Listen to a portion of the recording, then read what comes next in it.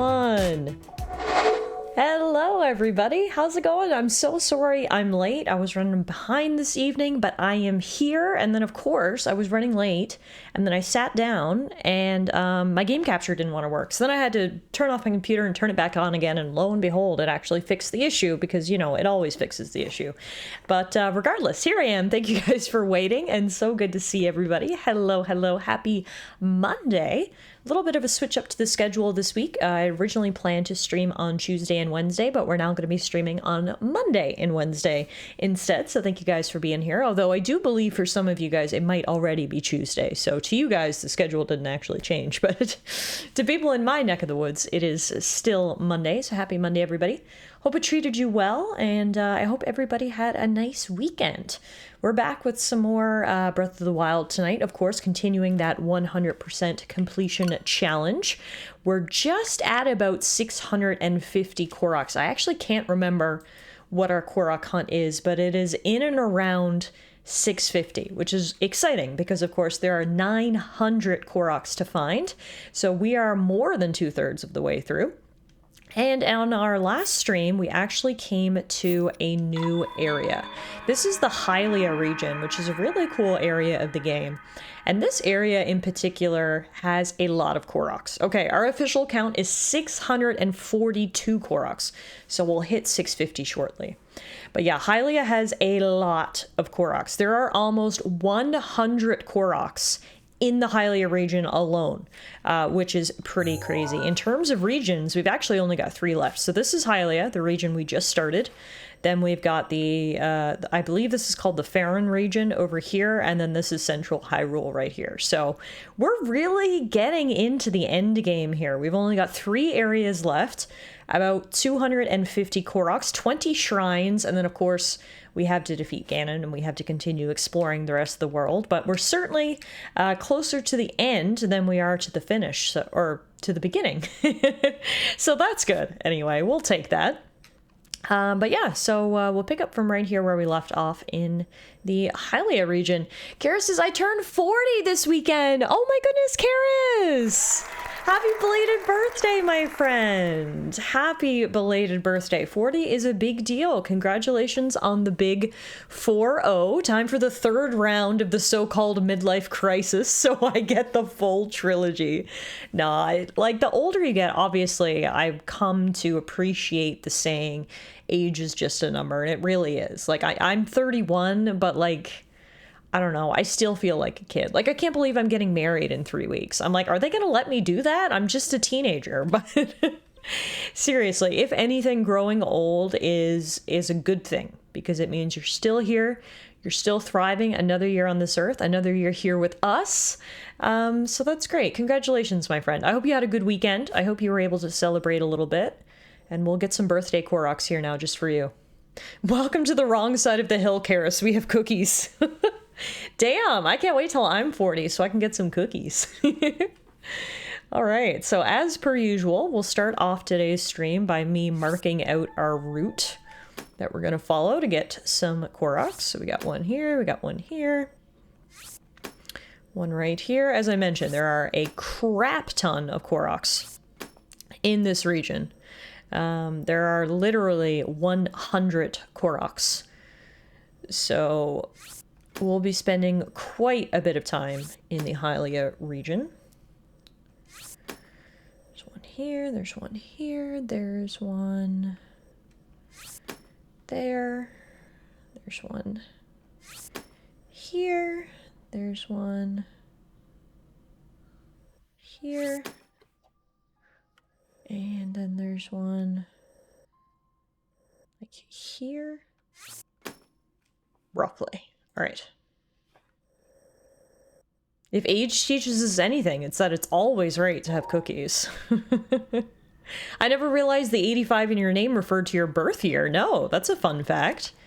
Karis 85, because that's the year of the Karis. 1985.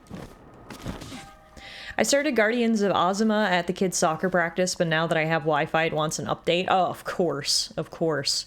I saw a friend of mine play Guardians of Ozma. It looks really good, actually, so I hope you enjoy it.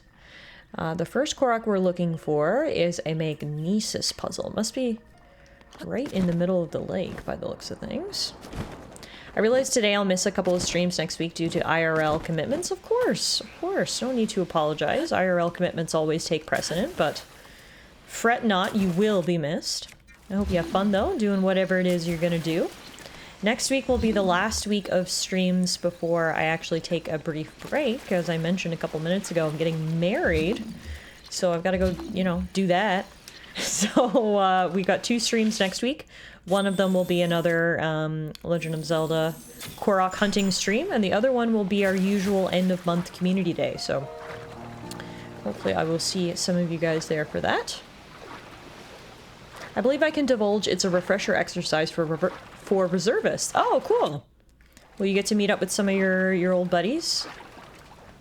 Hopefully. I know you guys still stay in touch and what have you. I don't know if it'll be fun per se, but at least it should be interesting. Okay, fair enough, fair enough. Yeah, so since I was last here, we actually got some exciting news in the world of video games. I've said many times, people have asked, what's next? What's next? And what I was hoping was next was Hades 2. I've been waiting patiently for a Hades 2 release date, and we finally got one. At the Nintendo Direct on Friday, we got a release date for Hades 2. It is coming out at the end of September, which is perfect timing, so when I return, we can get started with Hades 2. So basically the plan is, I mean, this was the plan all along, is we're going to see how far we can get in Breath of the Wild.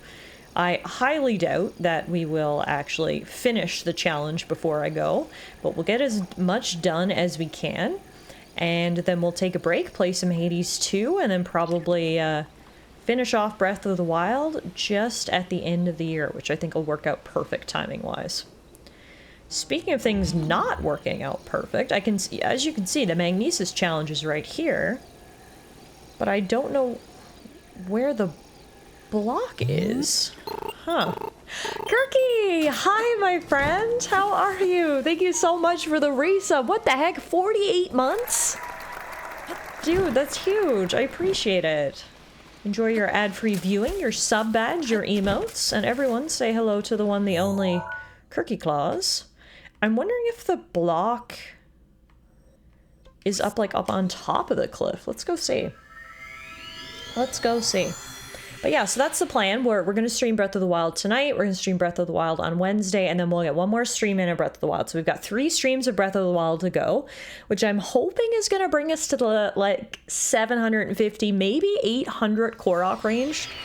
And like I said, then we're going to take a break. We're really going to lock in on Hades 2, which is a game I've been really, really excited for. And then we'll return to Breath of the Wild sort of at the end of the year and finish up this challenge, but we're going to be right on track for finishing it up by the end of the year, which is what I wanted. Oh, I see the block. Wow, it is so funny. I had to come all the way up here to see the block I was looking for, but hey, height brings perspective, right? Protection is now ready to roll. Aha, it was really hidden underwater there. Okay. So now I need to do what I was doing before with the ice blocks and actually get out closer. So I'll do this. I'll put the block up there. Oops. Then I'll go meet the block. And then we can finish this puzzle.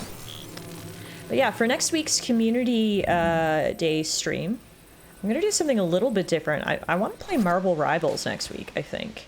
I haven't played Marvel Rivals in forever. I played a ton of it at the end of last year and at the beginning of this year when it was still kind of fresh and new, and then, as is unfortunately the case with many games, I sort of fell off it after.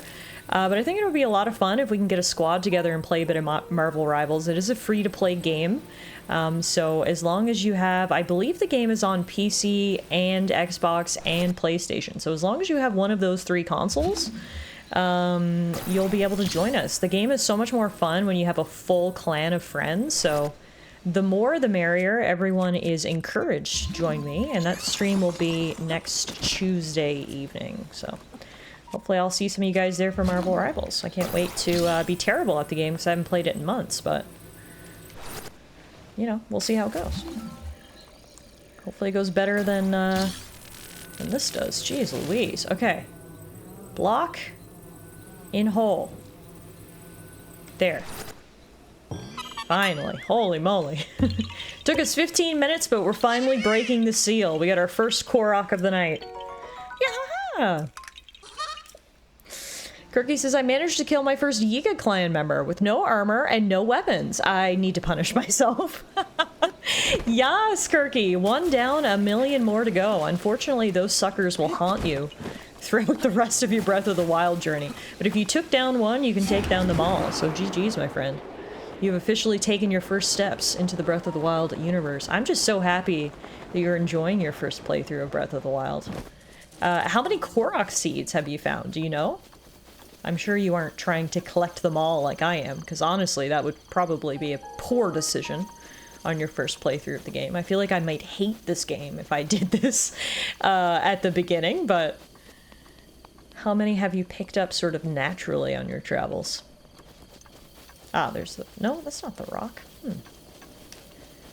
There's the missing rock for this formation. Off topic, or rather a follow-up from the other stream, I was watching a Lost Motorsport Media iceberg, and it was talking about an Indianapolis 500 race that has no footage, not even pictures, and the dude out of nowhere jumps and says, you know the first Indy 500 race was in 1911? That means John Marston was alive to see it. And the thing I mentioned about the world leaving them behind hits even harder. Wow.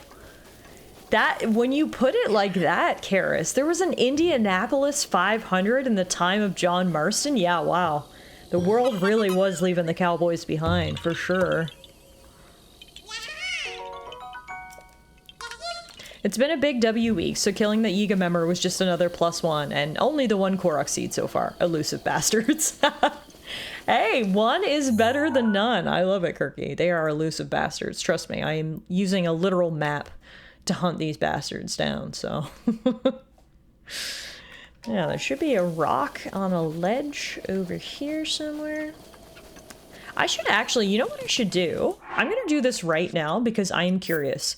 I have my very first Breath of the Wild save file still. And that's the whole reason, if you guys were here at the very beginning of this challenge, I created a new profile. You might notice when I'm launching the game, I'm selecting Alana as who is using the software, because you can only have, unfortunately, 1 saved game per profile. And I loaded up my save game here, and it's my first one, like my very first playthrough. And I was like, oh, it would be a shame to have to delete that playthrough. And it has like everything. It has all the armor, like it's done all the like, you know, it's very much a completionist playthrough, and I didn't want to get rid of it. So for anyone wondering, that's why Alana is playing the game, because it's very, very dumb. But what I'm trying to say here is I still have my original playthrough. Let's see how many Korok seeds I found. Only 66. Holy crap. I only found 66 Korok seeds organically in my playthrough. That's crazy. I don't know how many hundreds of hours I have in this save. I mean, you can see my warhorse here. I played the hell out of this game, and I only got 66 Korok seeds. That's actually pretty crazy.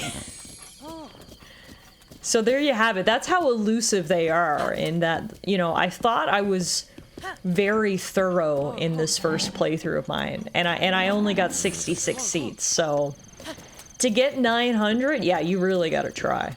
That's a whole ass boy, the horse, I mean. Yeah, this is a big boy. Look how little Link looks on the back of this guy. Execute Korok 66. But there you go. If you were wondering how many Koroks I found in my first playthrough organically, oops, it was 66. So there's your fun fact of the day.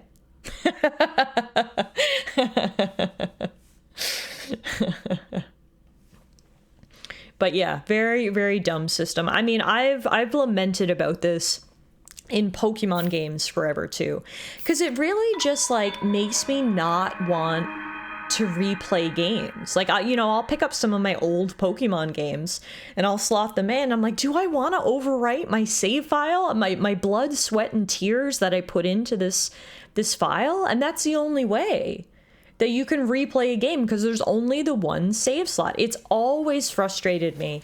It feels like Nintendo is the only company who still does this. It's so archaic. Like, it's one thing if it was 1998 and due to memory issues we could only have one save slot. There is absolutely no frickin' reason why I should only have one save slot right now, you know? Like, again, it always really frustrates me because it does limit my want to replay games.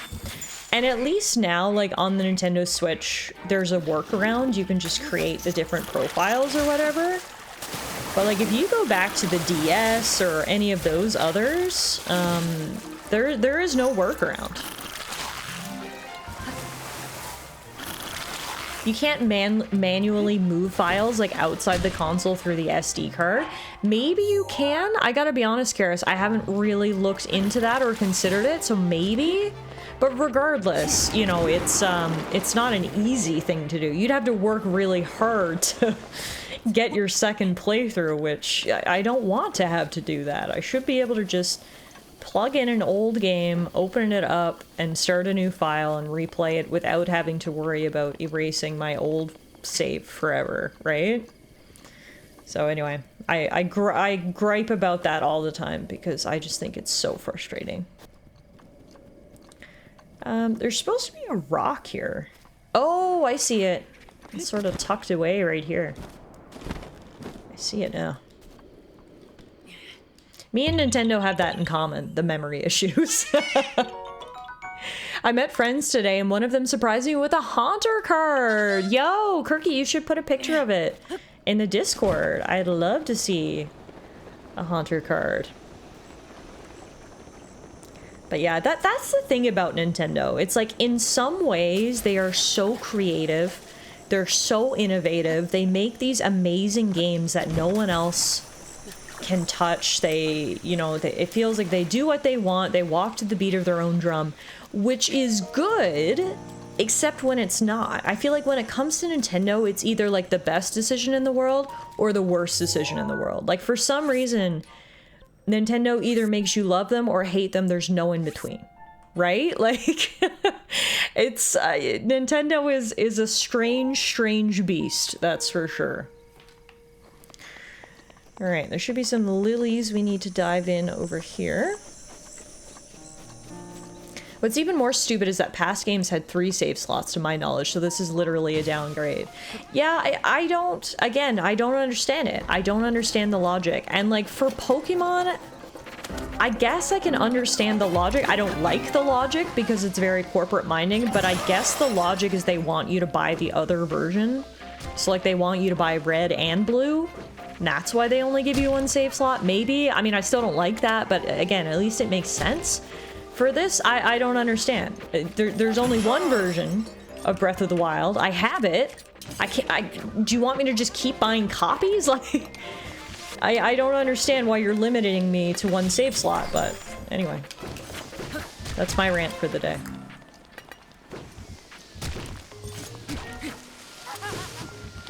Speaking of Yiga Clan, this guy just won't die, will he? There we go. Holy moly.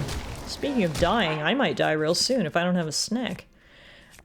Which would be nice, but I don't really have anything to eat. I can eat raw fish. Ah, raw snails. Escargot! Perfect.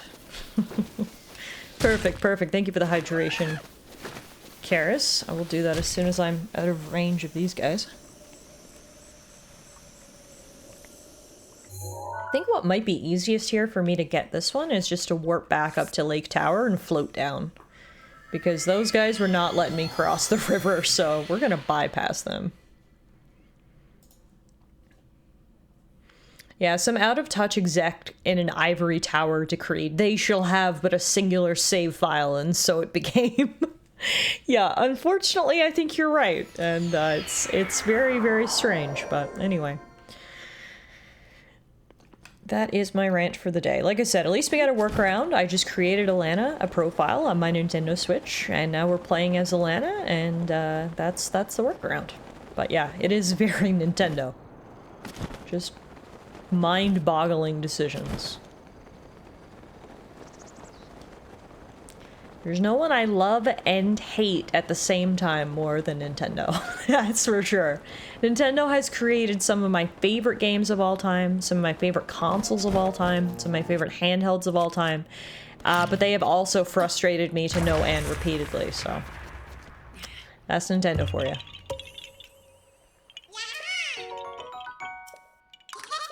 From Nintendo, I do understand its mindset when it comes to a rights management issue, to put it lightly. The whole King Kong trial forced them into that position, but the rest was no excuse. Yeah, again, some of their decisions make sense to me, and some of them do not, and that just seems to be the story of Nintendo, I think.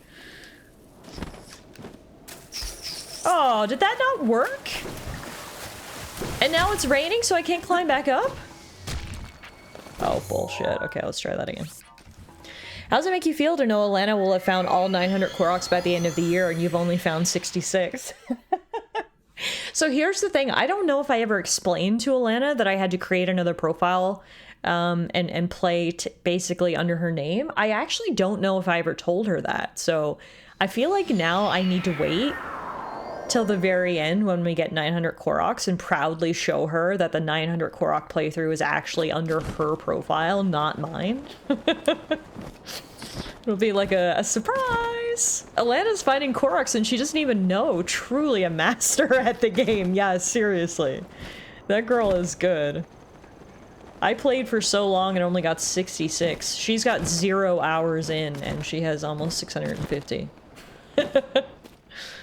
Now, let's try this again, shall we? There we go. That's what I was trying to do before. The beautiful dive. Alrighty. Done here. Get out of the river before we get hit by a boulder.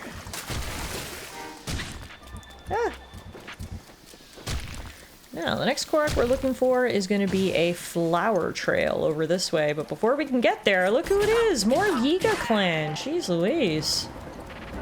2 in what? Like a half hour of streaming? Not even? Looks like they really want to make an appearance. They heard that Kirky was fighting Yiga Clan. They said, "Hoo-hoo, well you can too." Honeymoon present? A pile of Korok seeds. Tool assisted Korok percent speedrun. Tool used. Fiance. Soon to be wife.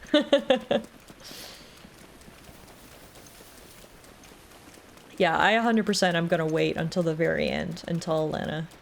That technically her name is on the bragging rights.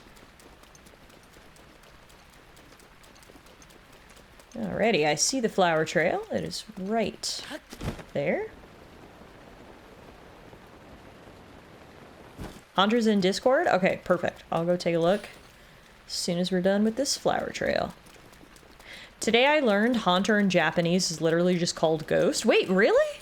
Then what's Ghastly and Gengar, I wonder? Is it like Wisp, Ghost, and then like Demon or something?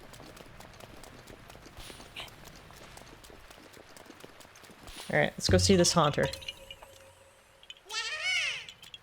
Yeah! Ooh, a Japanese Haunter. That's a nice looking Haunter. Very nice, Kirky. Love that for you. Gonna have to find out now? Yes, please share with the class, because now I'm curious. What is the Haunter line in Japanese? The only way to find out is to have 4 friends complete tasks in a house while shouting the ghost's name. Rivali's Gale is now ready. Alright, we got a race here.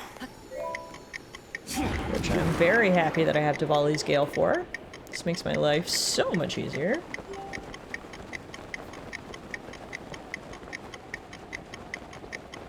I literally don't... I mean, I do know how I would do this without Rivali's Gale. We'd have to run through this forest full of monsters. This allows us to skip the majority of them, and now we just gotta run up to the top. Haunter, can you write in the book, bitch? Haven't played Phasmophobia in a long time. I mean, Halloween's coming up. Maybe our community night in October will be Phasmophobia. What do you guys think? Ghastly is ghosts and Gengar is Genga. So it's ghosts, ghost, and Genga. Interesting. Huh, why do I feel like Nintendo dropped the ball on that? Okay. I think I marked too many Koroks here. There was this one. There was this one, but I missed this one back here. Flower trail. There's apples over here that we can go grab. Hey Euro, how are you, my friend? Good to see you. I can't believe Phasmo's been out for 5 years. Has it been out that long? Is Phasmo still in early access? You dropped the shadow ball. Nice.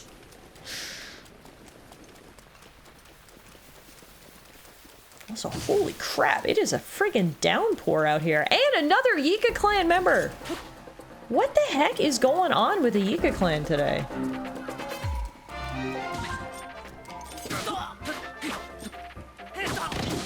There we go. I'm starting up my second Pokemon binder for all the rare arts I'm after. I love it. I've got 3 Pokemon binders. One is for my 151 collection. Another one is for my specific Pokemon collection. So I have a Lapras collection, a Leafeon collection, and a Sprigatito collection. They're all in their own binder. And then I have a third binder just for all the other nice rare cards that I have. So I'm working with 3 binders now. I think I put this in the Discord, but I'm getting close to finishing Pokemon 151. You're probably saying, finally, so you guys don't have to hear me talk about it anymore.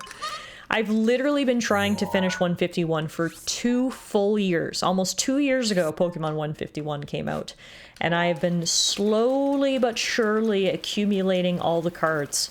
I pulled a card from Destined Rivals, Team Rocket's Mewtwo, by complete accident. I didn't even know what I pulled. I was trying to pull Misty's Lapras from my Lapras collection.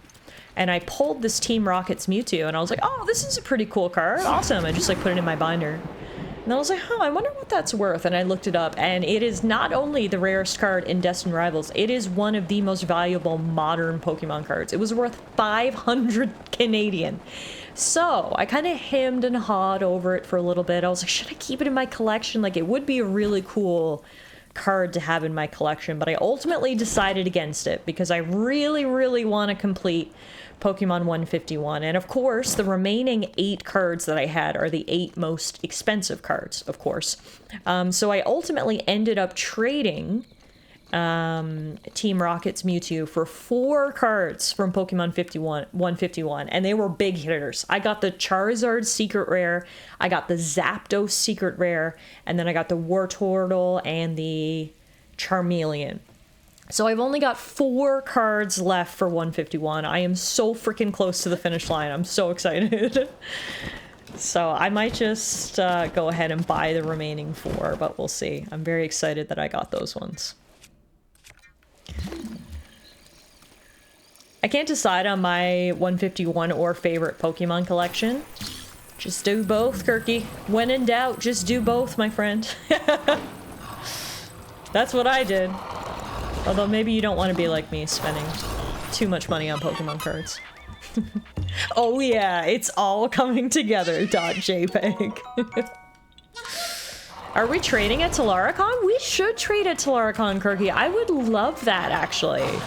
That's actually a fantastic idea. Why don't we ask everyone who collects Pokemon cards to bring some cards for trade? I'll see what Haunters I have. What other duck cards I have. Well, I'll bring some cards to Montreal and we'll do some trading. That would be great. Euro says Phasmophobia is technically still in early access. They expect it to be full release once they release the Horror 2.0 update later this year, early next. That's crazy. The game's been in early access for 5 years. What is Horror 2.0 supposed to entail? Like, by the sounds of it, that sounds like a pretty big revamp of the game itself. Is that what you're expecting? Do I need to compile a list? Yeah, absolutely. If there's any like particular cards you're looking for, if there's any like particular Pokemon you're looking for, Literally, send me a list, and then I'll take a look through my collection, and over the next year, if I pick up anything, I'll add it to the Kirky pile and bring it with me to Montreal. Okay, so I just did Magnesis puzzle. There should be a rock over here now.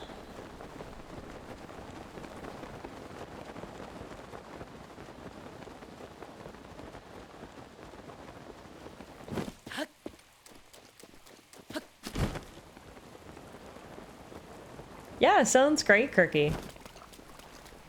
Sounds great. I don't know if there's any, like, a lot of times there's, like, regional exclusive cards and stuff like that, too.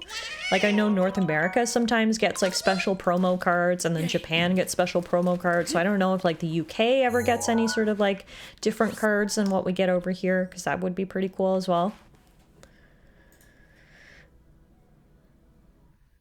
Alright, so, mark some more Koroks. We've got one right here. One right here. Oops. Put a skull there. We could keep that there. I just feel like that's pretty dramatic for a Korok. We've got a shrine here. Then we've got... There should be a balloon beneath the bridge somewhere here. Then one over on these islands. Then one right here. And one right here. And one right here. And one right here. Oh my goodness, so many. And then one right here. And then over here. I can't actually tell where that is. Here-ish? There should be a shrine there too. Okay. So next up we're looking for...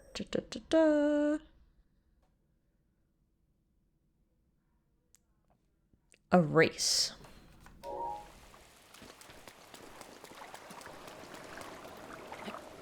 Apparently 7 Days to Die has been in early access for 10 plus years? What?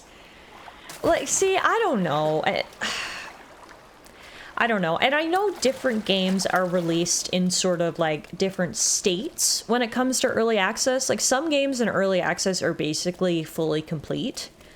And other games are like really a work in progress. So I understand that I can't generalize. That just wouldn't be appropriate. But at the same time, like that's what kind of pisses me off about early access. Is that like some games just never come out of early access. So like it's almost like a gamble. You buy a game and they're like, yeah, it'll be ready in 2 years. And then the devs just like disappear or just like ends up in some sort of like development hell and just never comes out. I don't know. To each their own, and I've talked about this at length before. I personally don't love the early access model. I always, pretty much without exception, wait for a game to fully release out of early access before I play it. But that's extreme. Star Citizen has been in development for 13 plus years and it looks like it's currently in alpha. Right! Star Citizen has like... And hasn't it raised like millions of dollars through like cosmetics and Kickstarters and it's still not out? Also, holy crap. Good timing. Look at this. The dragon just came out of the lake. Very cool. The skeletons want to ruin it for us though.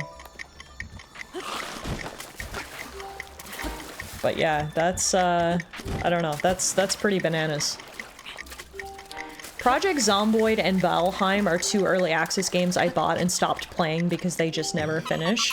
Yeah, it can get frustrating, you know? And some games, like I said, they're fully playable. They have a full suite of features, so it's like, okay, you don't even realize they're in early access. Like Phasmophobia, for example. I literally just had to ask Euro, is Phasmo in early access? Because if you told me it was a full game, I would have believed it, but... Some games, it just feels like they're never gonna come out, and I don't know. Especially in this day and age, where my favorite saying is so many games, so little time. to me, it's just kind of like, why would I buy this work in progress game when I can just play these other 10 fully completed games and return to this game once it's actually done? You know what I mean? Anyway, that's just my thought process about it all. I think I'm going to drown here, so... Yeah, I don't think I'm gonna be able to make it over here. What we're gonna do is I'm gonna put on my full swimming armor, and then we're gonna hope for the best, but I've got a feeling I might drown here. We'll find out. I'll read chat while we watch Link's stamina meter go down. For Phasmophobia, it's expected to be a pretty in-depth revamp. I don't know much of what's planned, but one dev kind of insinuated that it may feel like a different game in some ways. Oh, interesting. Cool, we'll have to keep an eye out, rather, for the Horror 2.0 update. I was just saying earlier, we haven't played Phasmo in forever, so maybe we should play it for community night in October, a little spooky Halloween stream. What 7 Days to Die is now seems so much different than when I tried it the first time it came out. I've never played, so I wouldn't be able to comment on that. I forgot that I have a rare art Poliwhirl. Oh damn, don't say that too loud. TS will be on the next flight over. Steal that from you. Early access can pretty much mean anything, yeah. Early access is a buzzword nowadays. Back then it meant that the user was the beta tester. Being on beta means it's being balanced. Yeah, and now it's different, right? Star Citizen is so predatory with its game sales and such. Yeah, I mean, I'll be honest, I don't know a lot about Star Citizen. I feel like all I know is from those sort of like buzzword headlines that is like, Star Citizen just sold $1 million worth of in-game skins. And I'm like, what is happening? So that's pretty much all I know, is that for some reason, people are pouring like tens of thousands, if not millions of dollars into a game that's not even out yet. I don't know. I don't know. To each their own. Maybe if I had tens of thousands of dollars just lying around, I would put them into in-game skins too, but this is really cool, by the way. I love the dragon music that plays. Okay, I think we're actually gonna make it over here this time, so this is good. This is good.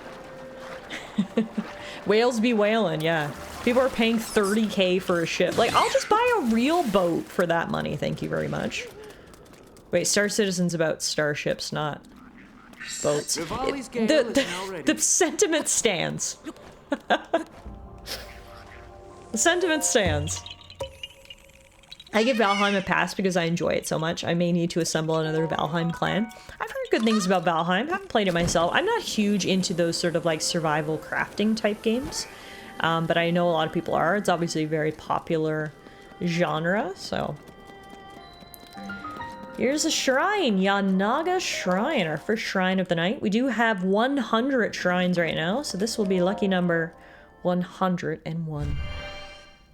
I've always felt like Phasmo was a full release indie game that got very consistent updates rather than an early access game. Yeah, which is better, right? Than, yeah, these games that just sort of never come out.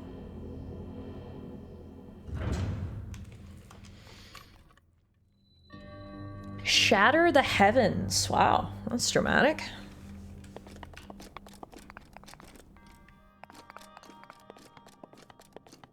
Okay, so what do we have here? We've got a block that I can shoot into the sky if I roll a bomb into it, but presumably I'm gonna have to stasis it so it gets a little extra oomph.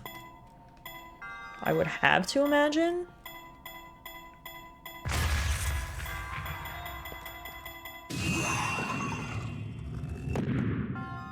Okay. New idea. What if I put a bomb on top of the brick? And then I blow it up. And then on its way up, I detonate that other bomb. There we go. Nice. So then I can ride it all the way up.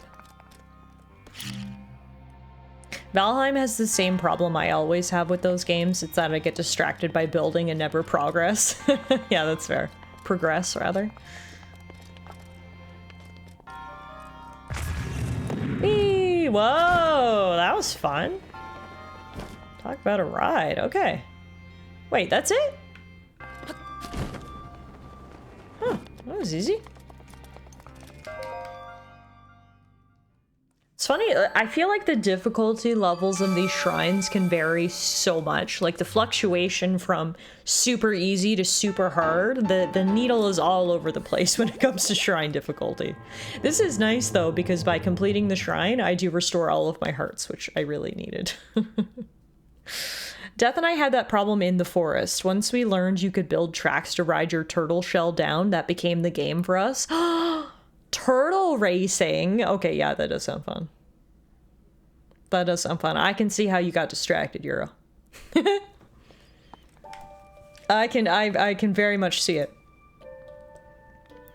Okay, so we did shrine, fairy lights. Next there will be a balloon beneath bridge to the northeast. Now, I did see a raft over here, I'm pretty sure. Yeah, we can just take this. This will make our life easier. Let's go a sailing. Oh, first I gotta cut the rope. Right, now let's go a sailing.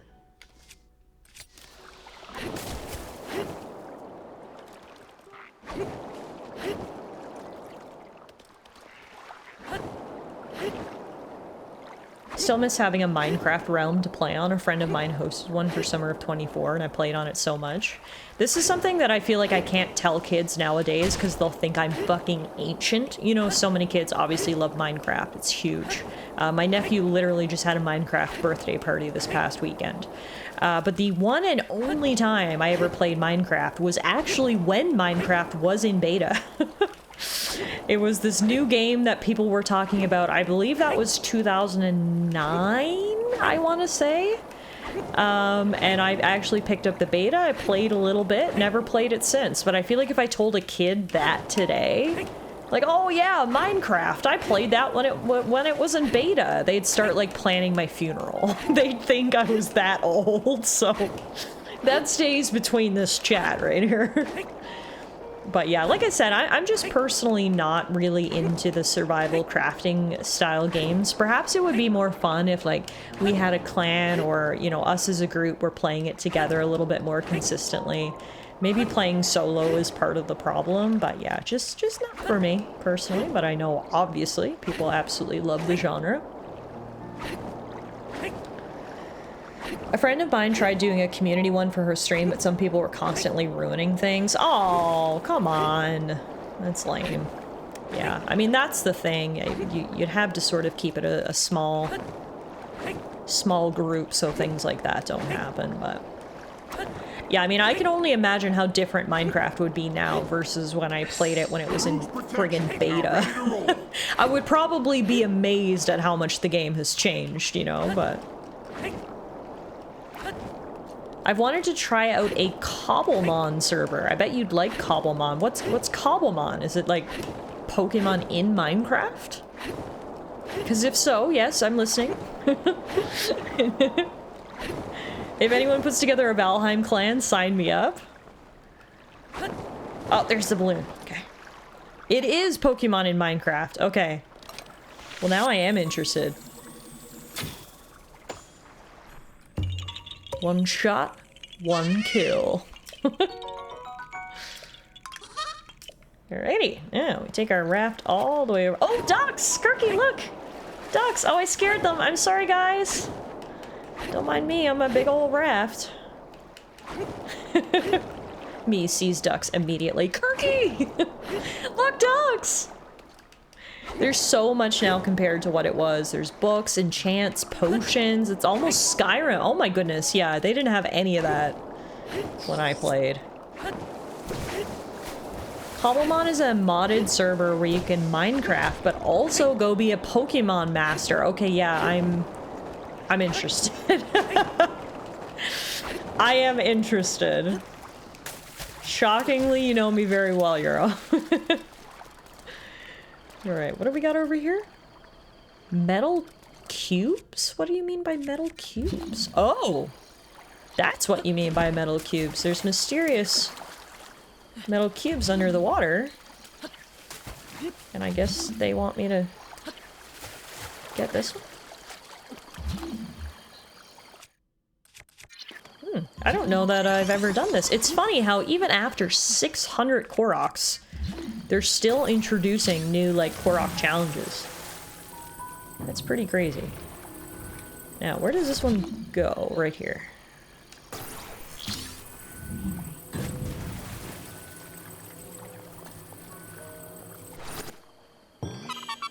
Nice. That was new.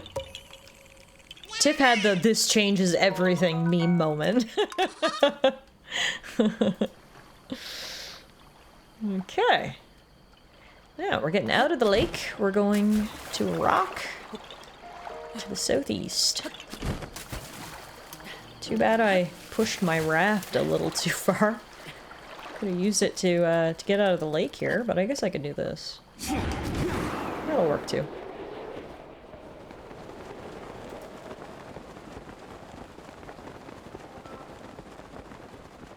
More ducks! Also, a ton of chests. Holy moly. This is a peaceful little area on the edge of the lake here. We've got, what is that, a heron, I think? Koroks, of course.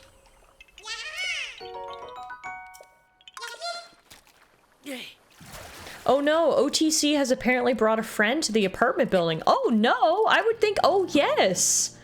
Is your apartment building becoming a neighborhood cat hangout? I love this for you. Hey, Rector says, those chests are the ducks' belongings, don't even think about it. Can you imagine if I robbed the poor ducks blind? I stole all of their worldly possessions. Okay, this is the easiest. No, wait. Before I said that, I was like, wait a minute, what if I push it down that way? I was just about to say, this is the easiest golf challenge of all time. And as soon as those words were coming out of my mouth, I was like, wait a minute. What if I fucked this up? But no, now I can safely say that was the easiest golf challenge of all time. And considering how terrible some of the golf challenges have been when in this Korok hunt, I'm happy to have an easy one. Now, I hear the jingling of a Korok. Is that the one we just found, though? Is there something else here? The millisecond of panic, literally. Oh, no, fairy lights. There we go. Come back here! No! Oh, he juked me so hard! Didn't realize Korok's played running back. Okay. Whew.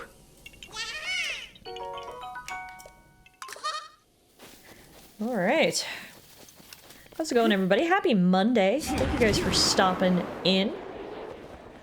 I got started a little bit late this evening, so I appreciate your patience. But we're here, and the Korok hunting continues. We've officially passed over 650 Koroks, which I think is pretty cool. 650 out of 900. We're getting there, and as I was saying before, so we got some super exciting news last week, of course. We finally got a release date for Hades 2. So many people have asked me, Tiff, what's next? What are you streaming next? And I kept saying, I really want to stream Hades 2, but I'm waiting for it to get to a release date. Lo and behold, we got a release date at the Nintendo Direct on, what was that, Friday? So the plan, oh my god, that didn't move at all. The plan is we are going to stream Breath of the Wild this week and next week. Then I'll be off for a little while. And then when we return, we're going to be playing Hades 2. So the hope is that by the end of next week, when we're finished playing Breath of the Wild for the time being, I will have accumulated a substantial number of Koroks such that we'll play Hades 2 and then come back to Breath of the Wild at the very end of the year, a little December Breath of the Wild, and put the icing on the cake, if you will, and finish this challenge just in time. So yeah, we'll see how many Koroks we can get now over the next 2 weeks of streams and go from there. But I'm very, very excited that Hades 2 finally got a release date and that we will be playing that soon enough.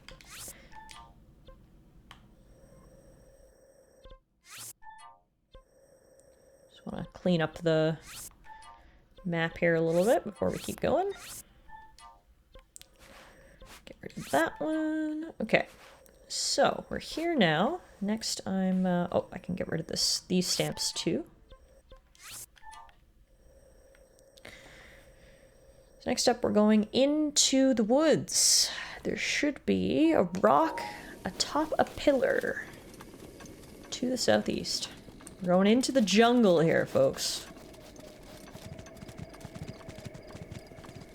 I guess the jungle's kind of over that way. This is a regular forest, but we're getting closer to the jungle. The jungle's over there.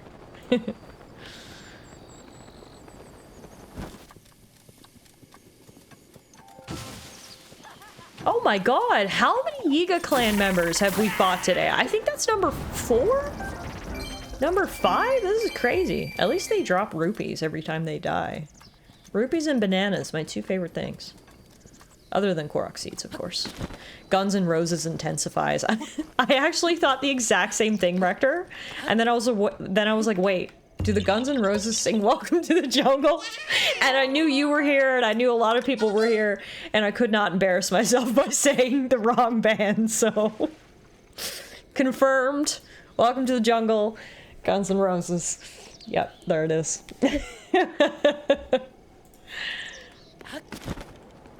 With Axl Rose voice. Welcome to the jungle. Yeah, down there. Oh my god, more Yiga. What is happening? Ah yes, my favorite Weezer song. Okay. Also, I'm gonna take his sword. Where are you? There we go.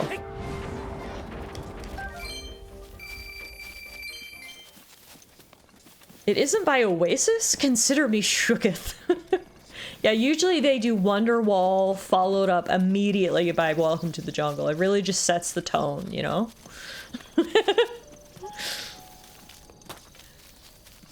Alright, we should have... Well, we got a shrine here, the Pumog Mitai shrine, but first we got a Korok seed.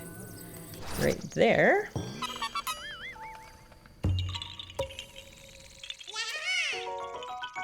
Jungle wall followed by Welcome to the Wonder. Alright, let's see how many Korok seeds we have, actually. Let's get an up-to-date count, please. We've got 662! Let's go! We have more than 650 Korok seeds, and we're hitting our next major milestone soon. We've obviously already passed 420, but we're getting close to 666, so that's fun.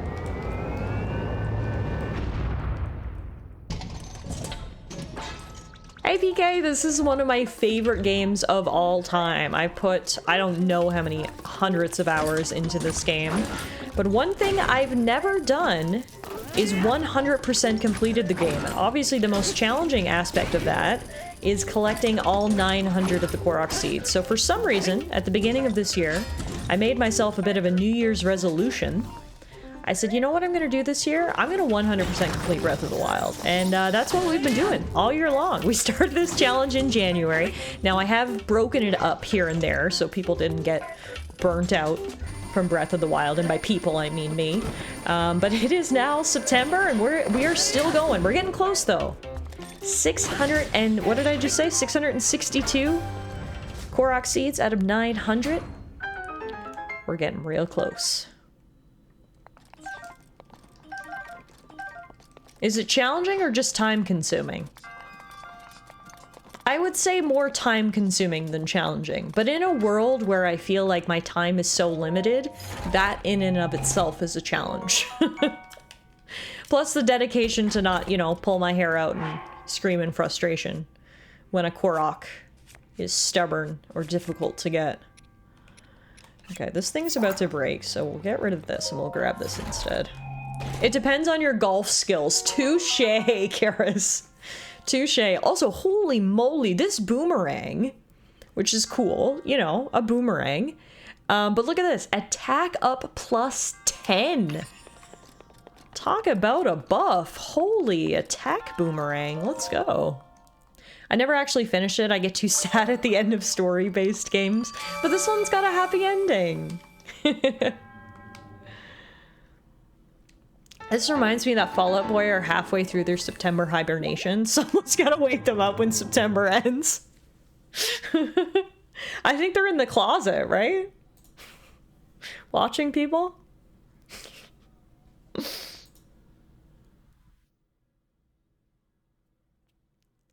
All these hours of golf with your friends have trained me for this moment. Yeah, there's been a lot of golf-based gameplay in my life as of late. I'm not really sure why or how I feel about it, but here we are. All right, let's map out our next little route. Oh my god, there's so many Koroks. For anyone just joining us, I said earlier, this area in particular, this is called the Hyrule area right here. It has close to 100 Korok seeds just in this area. This place is freaking infested with Koroks. And yeah, it checks out because dang, there's a lot of Koroks. All right, right here is a stable that we'll certainly want to stop by. And then there is a shrine. Then we've got a Korok seed there. We have got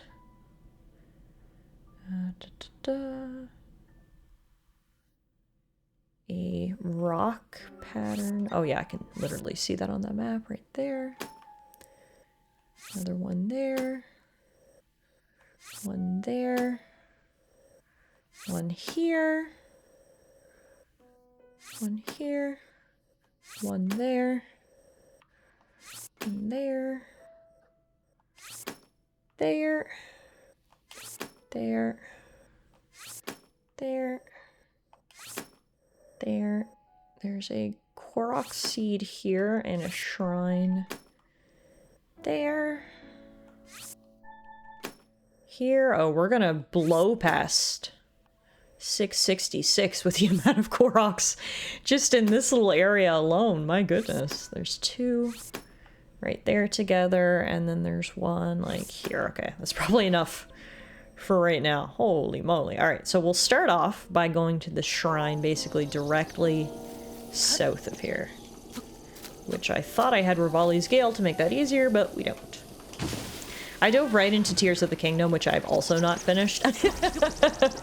I mean, that's fair. Both of these games are monumental undertakings. You can put hundreds of hours into both Breath of the Wild and Tears of the Kingdom and never, you know, finish them. So honestly, that is very valid, I think.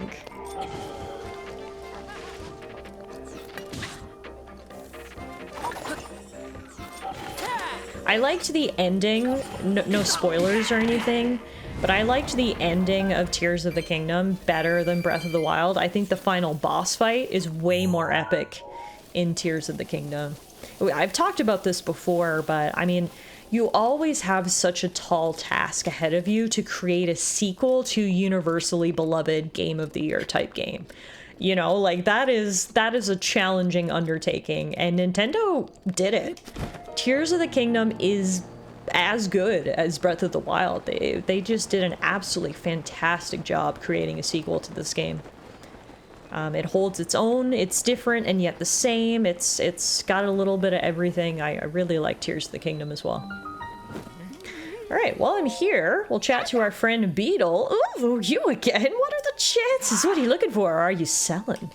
No, I'm here to buy some arrows, because you've always got them and I always need them. Wow! Yay! Nintendo had the balls that Bethesda lacks. We're still waiting for the Elder Scrolls 6. That's true. Rivali's Gale That's is now ready. a good point. Also, while I'm here next to this cooking fire, I'm gonna take the opportunity to actually cook things. Because how many times have I complained that I have no food? Well, we're gonna change that right now. This is gonna turn into a cooking stream. We're just gonna grill a lot of this meat, which makes it recover more hearts. The trailer for The Elder Scrolls 6 is a decade old by now, I think. Yeah, pretty close to it. Which is crazy. So these, hearty truffles here are some of the best items in the entire game. So if you just eat one on its own, it restores 2 hearts. But look what happens when you cook it.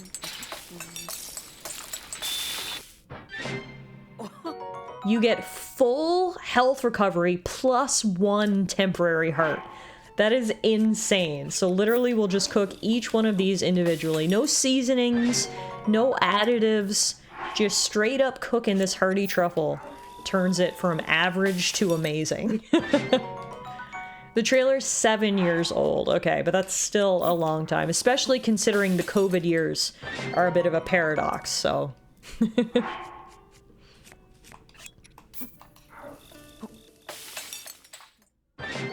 Honestly, I'm waiting for it to be like Starfield, this thing they were hyping up forever and then just totally falls flat. Yeah, I mean, Starfield is not a bad game. Full stop. It's not. It's a good game. It's a fun game. I enjoyed my time with it, but it was nowhere near what it was hyped up to be. And it was, in my opinion, nowhere near the quality of Skyrim or Fallout New Vegas, which I guess wasn't Bethesda. It was an okay game. I would give it probably a 7 out of 10. Just in a bad score. But it's certainly not the 10 out of 10 that people thought or hoped it might be, I guess, right?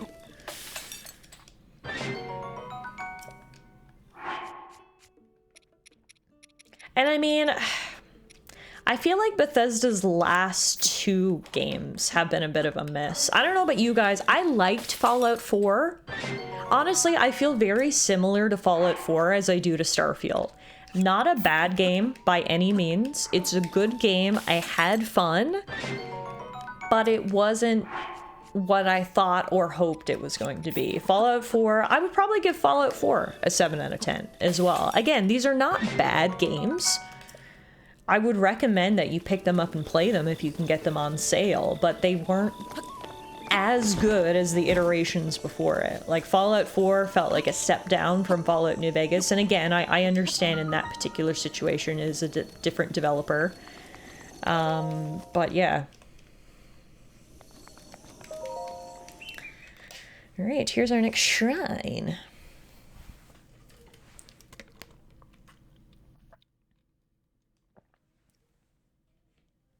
I kind of see it like Daggerfall. Its scope is wide as an ocean, but knee-deep compared to other games with a smaller scope and more depth. That's a good point. That's a good way to put it, Karis, yeah.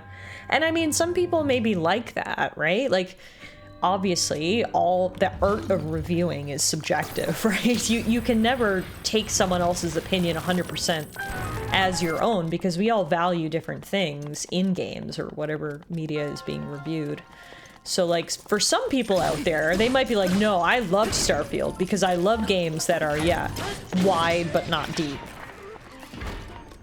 It's all very subjective, of course, but for me and the other Bethesda games that I've played, I don't know what I was expecting. I just kind of expected something that would hook me a bit more, if that makes sense.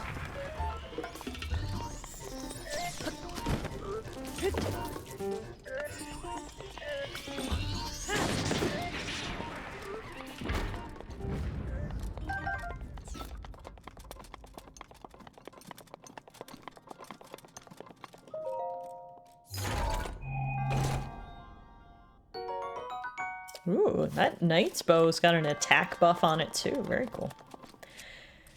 Yeah, I don't know. I guess, like, really, when I'm looking back on it, for me personally, and I hope this isn't a sacrilegious comment to make, other than Skyrim, Bethesda hasn't made a game that has really wowed me. Because Fallout New Vegas wowed me, but again, that was not Bethesda. When I think to Starfield, when I think to Fallout 4, when I think to Fallout 3, When I think to Oblivion, like, they're not bad games. They are consistently good at creating good games. But I feel like they've never, other than Skyrim, for me, they've never created a great game. I don't know if that's controversial for me to say or not. I feel like they caught lightning in a bottle with Skyrim. And it's gonna be tough to follow up. You played Morrowind way later, right? You streaming was your first playthrough? Yes, I played Morrowind for the first time in, that was 2019, I think? And I liked Morrowind. I really did. I thought it was a good game. But again, it was good. It wasn't great. And that's a good point too. I played some of these games in retrospect. So maybe if I'd played it at release, it would have wowed me. That is a valid point. Also, I don't know what I'm doing here, by the way. I'm just running in circles. Oh, I actually think I do know what I'm supposed to do here. I don't think this door is attached to anything. Yeah, it's not, so we can use it as a bridge.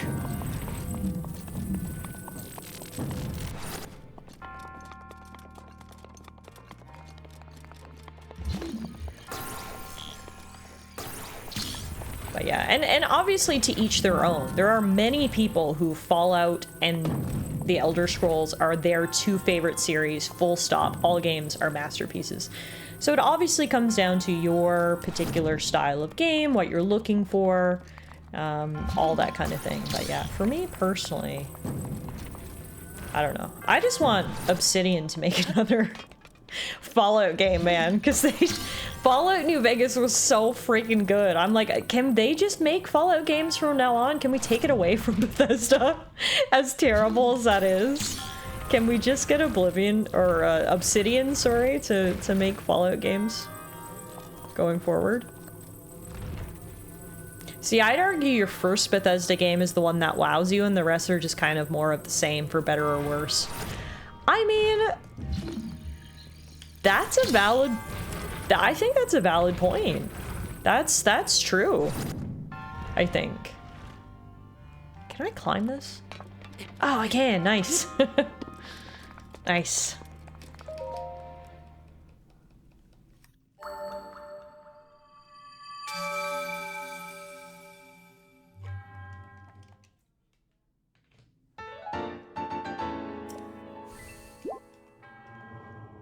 My first Bethesda game was Fallout 3, and I didn't really like Fallout 3.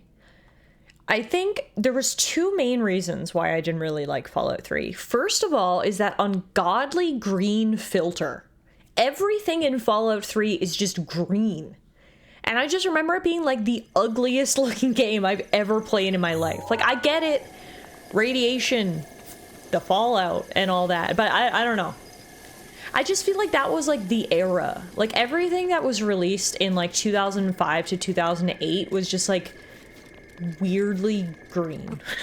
And I fucking hated it, okay? So that was point number one why Fallout 3 didn't gel with me. And point number two of why Fallout 3 didn't gel with me is because I think I was a bit too young when I first played it. You're gonna laugh, but I was like kind of scared of it. I guess I played Fallout 3. When did Fallout 3 come out? 2007? 2008? So I was 14? I mean, I was old. You're gonna laugh. Like, what the hell, Tiff? But I don't know, like, I thought the ghouls and the radiated spiders and the ogre, like, I just thought everything was kind of too scary. Please don't laugh at me. But that's why Fallout 3 never really hit. It was too green and a little bit too scary. Okay? Holy shit. 51 months with a 48-month streak? That's 4 years. Hot damn. Hot damn indeed! Death, hi! Thank you so much for the resub, my friend. I appreciate that. 51 months with a 48-month streak. Yeah, that is incredible. Thank you so much. Enjoy your ad-free viewing, your sub badge, your emotes. I hope you're doing well, my friend. Happy Monday. Welcome to the Breath of the Wild. And yes, there was a bit of a clock that was a little bit stressful, but don't worry. We got through it just in time. We were in the middle of a Korok race there, but we got it done. And all is well. The clock has ended. 4 years of streaking. Lest we forget the 2011 piss filter era where every game was fucking yellow. The mid-2000s to the early 10s was green or yellow or brown, depending on the genre. Okay, I'm glad I'm not the only one who, like, was particularly sensitive to the colors, because I swear to God, it feels like in that era, yeah, from, like, mid to late 2000s, I, like, hated a lot of games because everything was brown or green or yellow. That's exactly right. The color palette was just like disgusting. But anyway, back on track. So that was actually my very first Bethesda game, and then you're gonna laugh because my second Bethesda game was Oblivion, and I played that immediately after Fallout 3. And even saying this, I'm like, oh my God, I'm such a loser. But I was kind of scared of Oblivion too. I liked Oblivion. I liked Oblivion a lot better than Fallout 3. Let me make that clear. But like, Oblivion low-key scared me too. Like, there was some scary shit in Oblivion, and I think it was just like that era.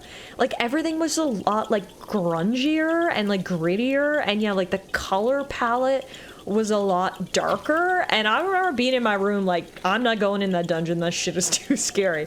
So all of this to say, it wasn't until my third Bethesda game, Skyrim, where it really clicked, and I was like, oh yeah, this shit is the fucking bomb. So between me being a little bitch and the disgusting color palettes of the time, it really took me until my third try to get invested in a Bethesda game. You also struggled with the frostbite spiders of Skyrim. Okay, it wasn't just me who was a scaredy cat. And give it up to Bethesda. They could create some really unsettling enemies. Hey, Noella! Things like this is why I call Tiff Cybertruck tough. That is one of the best things anyone has ever said. Me and Alana still regularly make the joke that I am Cybertruck tough and she's Ford tough. It's perfect. Hey, Coach! Euro says, I weirdly never noticed the green tint to Fallout 3 until it was pointed out to me well after it had come out. Well, again, I think it was a product of the era. I think everything was green in 2007, so you probably just got used to it. Because, yeah, I don't know what was going on in the color space at that time, but everything was, yeah, brown or green. It was weird. It was very weird.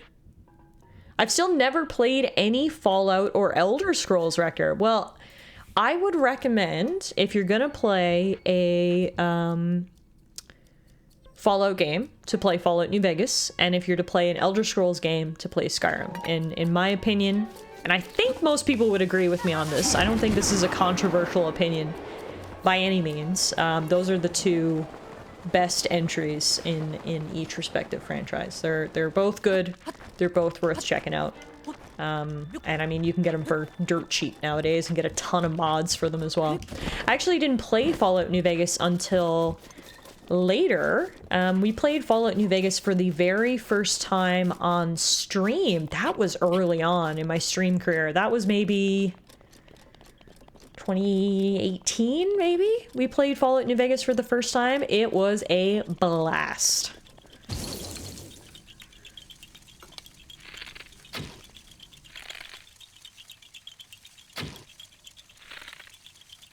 Prey was an underrated Bethesda game. Prey... You're gonna sense a theme here. Prey was good, but Prey was scary. Maybe that's my issue with Bethesda games. They're just a little bit too scary for me. I don't know. Prey was good, but yeah, Prey was scary. Okay, I gotta focus on shooting here. Hang on. Talking about all the games that scared me. I can't hit my shots. For anyone who wasn't around during like the early days of my stream, so for anyone who's wondering, I started streaming. I streamed for the very first time in December of 2016, so a long time ago. But during the first year, 2, maybe 3 years of my stream, I somehow got bullied into playing a lot of horror games. If you look down on my like games played list, you may notice like a lot of horror games and be like, what? But you're scared of everything. And it's true. But for some reason, I allowed myself to get bullied into it the first couple of years of streaming. And we played a lot of horror games on this stream. Games that I would never play on my own. And to be honest with you, will probably never play again. But we've played some horror games on this stream. Alien Isolation was something. That's all I can really say about that one. It was something. That's for sure. It's the variety streamer trial by fire. Yeah, I think so. We need to bully Tiff into horror games again for my B-Day. What? No. I love you, but no. Speaking of no. Hang on, I think I just hit this over here.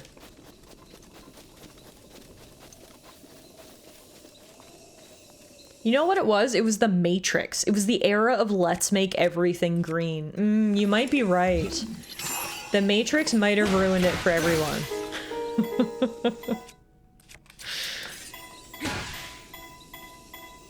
No, one thing, obviously, I've said it once, I've said it a million times. Streaming is no joke, one of like the things I'm most proud of in my entire life. I love what we've built here. I love the community. I love the fact that I've been able to stream for so long and people shockingly keep coming back.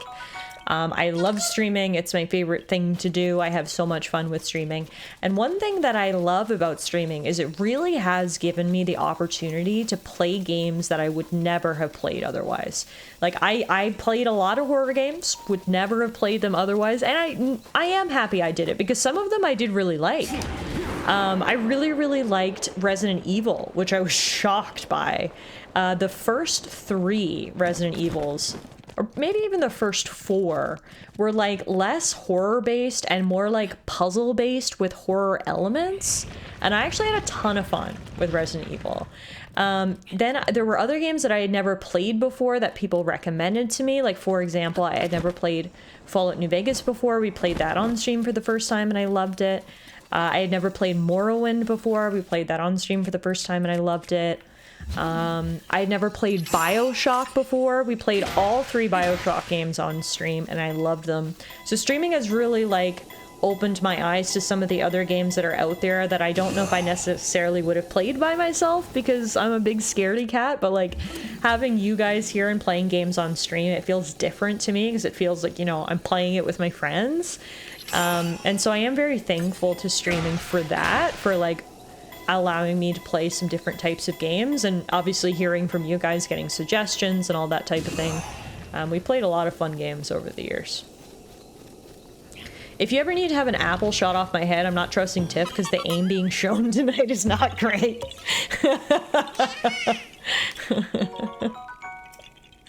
Play Dead by Daylight, it's not scary.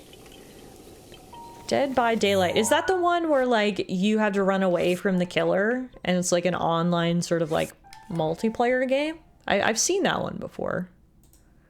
Never played it myself, though. Make sure we're on track here. Okay, so we got here. Da, da, da, da. Okay.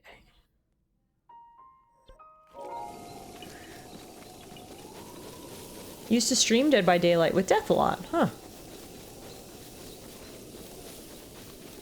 Yeah, no, I have never played it, but again, I am always down to try something once.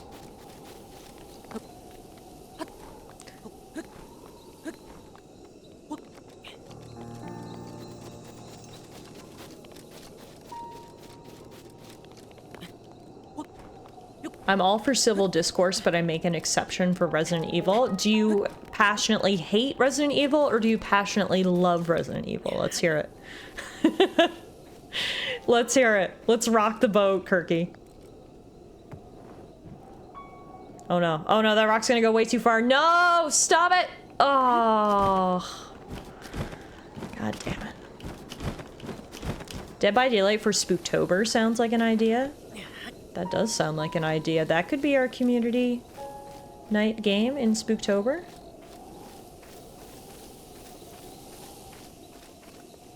Ugh. Oh, come on. I don't know if I'm going to be able to get it back up there. Oh, yes, I can, if I just Skyrim horse up the side. Perfect. I love the first 4 Resident Evils, but after that, meh. I'm the exact same way. Exact same way, Euro. It feels like, well, 5 and 6 were anomalies. Because from what I've heard, 5 and 6 turned into weird, like, B-action movies and just lost all sense of its identity. And then obviously 7 and 8 have picked up more on the horror vibe. So that's not what I'm really interested in. As I said before, what I liked about Resident Evil when I played was that it essentially was like a puzzle exploration adventure type game with a side of horror and not the other way around. So yes, I agree with you on that. The more recent Resident Evil games are okay, but the fan base is insufferable. People will tell you 6 sold well, but even Capcom acknowledges it almost killed the franchise. Ah, yes, the fan base. Unfortunately, as is the case most times with pieces of popular media, it can often cultivate a very passionate, yet toxic fan base. Wesker taking a rocket to the face and Chris punching that boulder made it a joke. Yeah, I mean, I didn't even play the games, and even I'm aware of those things. So, like, you know it's bad when the memes have spread that far and wide, you know?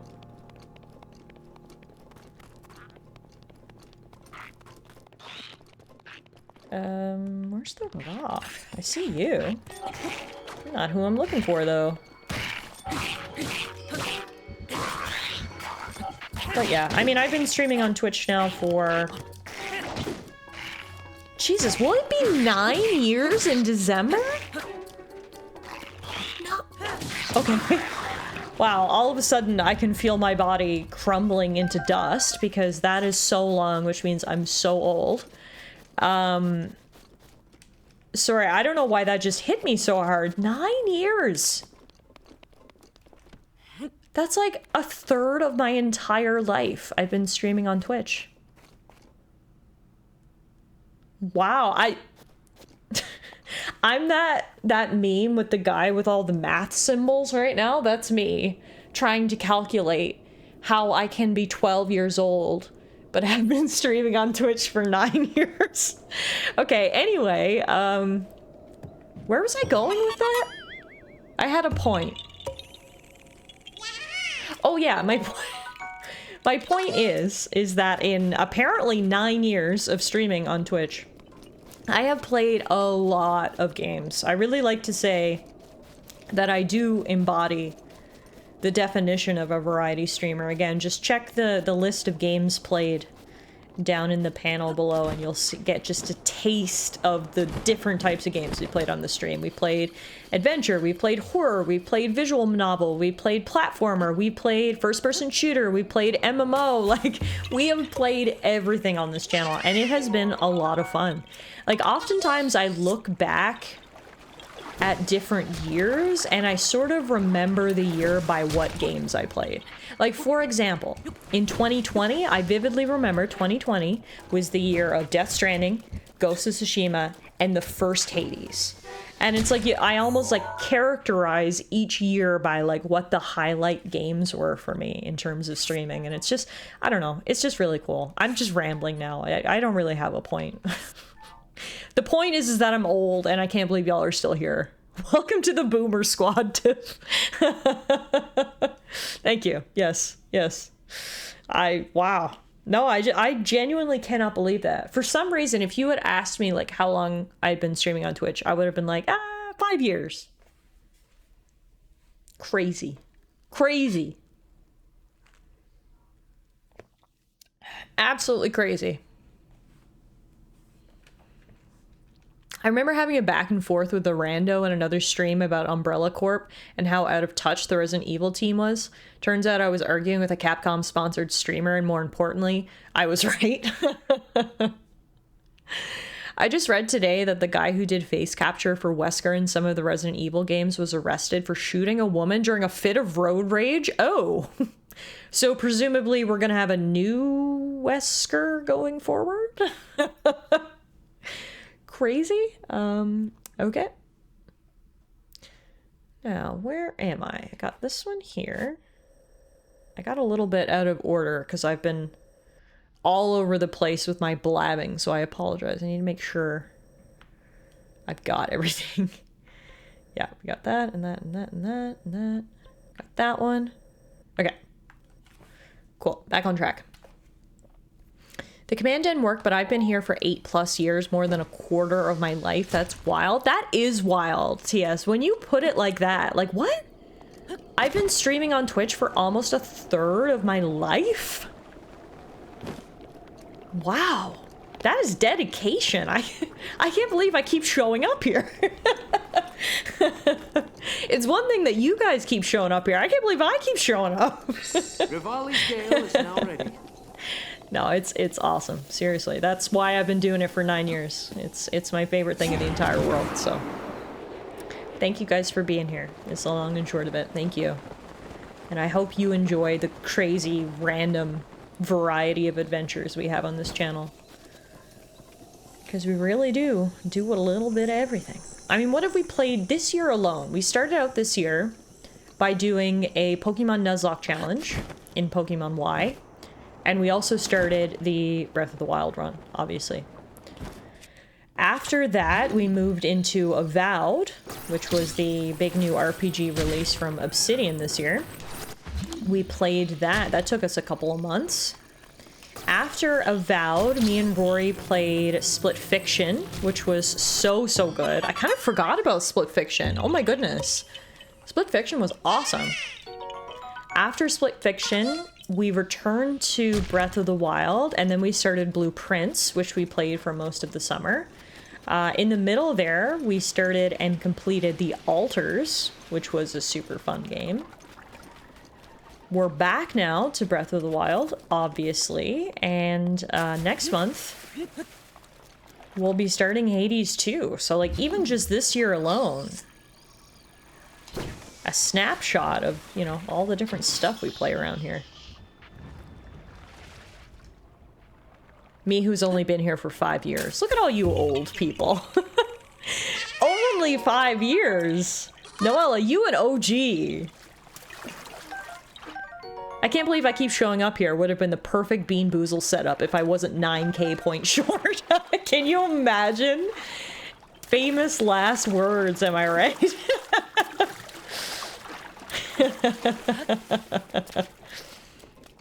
Yeah, and you haven't taken any extended breaks either. It's really impressive. No, I haven't. I feel like if I take like more than 2 weeks off stream, I get like antsy. I'm like, I want to go back. I like it. No, I mean, I've talked about this before, and I won't dig into it too much. But when I first started streaming, it was actually, I was going through a really rough period with my mental health, and I started it literally because my therapist recommended it. I mean, she didn't recommend Twitch specifically, but she was basically like, you have to get out there, you have to do new things, you have to meet new people, you know, all the things that apparently make your mental health better. So I chose Twitch, and honestly, the past 9 years have been some of the best years of my life and the best years I've had mental health wise. And so, you know, I don't know if I can say that that's a coincidence. I think this community and streaming and having fun and making so many friends has been a major positive contributor to my mental health. And that's why I always say, I really hope that I can bring you guys some modicum of happiness, or, you know, provide an escape, or, you know, just a stupid place to act stupid for a couple of hours a week, because that's what this stream has been for me. So honestly, the the best thing that anyone could say or do to me is that the stream did the same thing for them and helped them. That would mean the world to me. But anyway. Emotional moment over. Touching story, and then she sees... I just talked to you about how much I love this community and how positive this community is on my mental health and how I'm so happy to be here. And little did I know, I was having an emotional, introspective moment. I look over at the chat.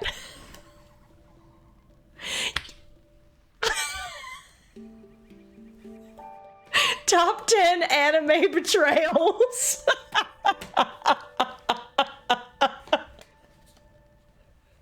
I cannot right now. I was like...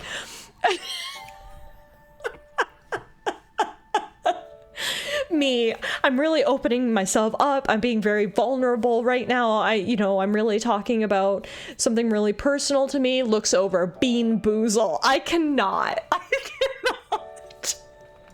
I don't know how, but we need to edit that beautiful speech with the image of the redeemed slowly coming into focus.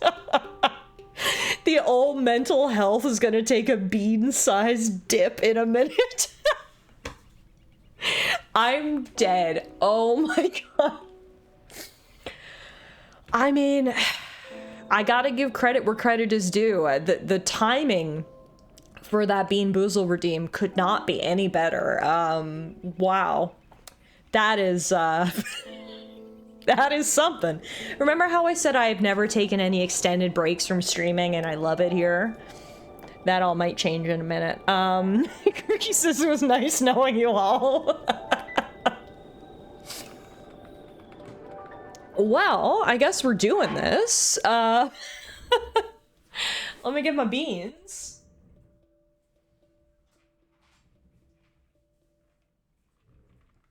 A masterful gambit. Literally, I can't stop imagining you guys at home sitting at your computer or your phone or your whatever platform you're watching this stream on with a maniacal grin, watching me bare my soul to the internet, knowing that in seconds it was all gonna fall apart when I noticed the Bean Boozle. It's 10 out of 10, no notes. Absolutely fantastic. Noella says my gallbladder is actively trying to kill me again, and I was cackling the whole way. I mean, hey, it wasn't a whole part of my spiel was I hope this stream brought you positivity and joy, and clearly it's doing that, perhaps at my own expense. But hey, I said that's what I wanted, and that's what I'm getting. I'm helping Noella through the gallbladder pain. I'm helping. All right. I gotta be honest.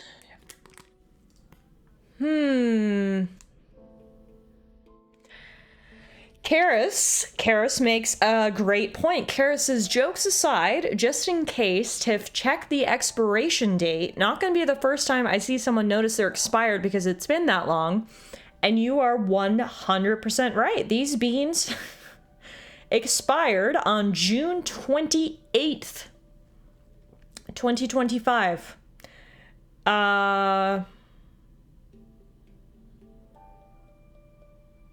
Do I still eat them? I feel like I have been still eating them since then. We've definitely done Bean Boozle since June 28th. So, like, what's one more expired bean?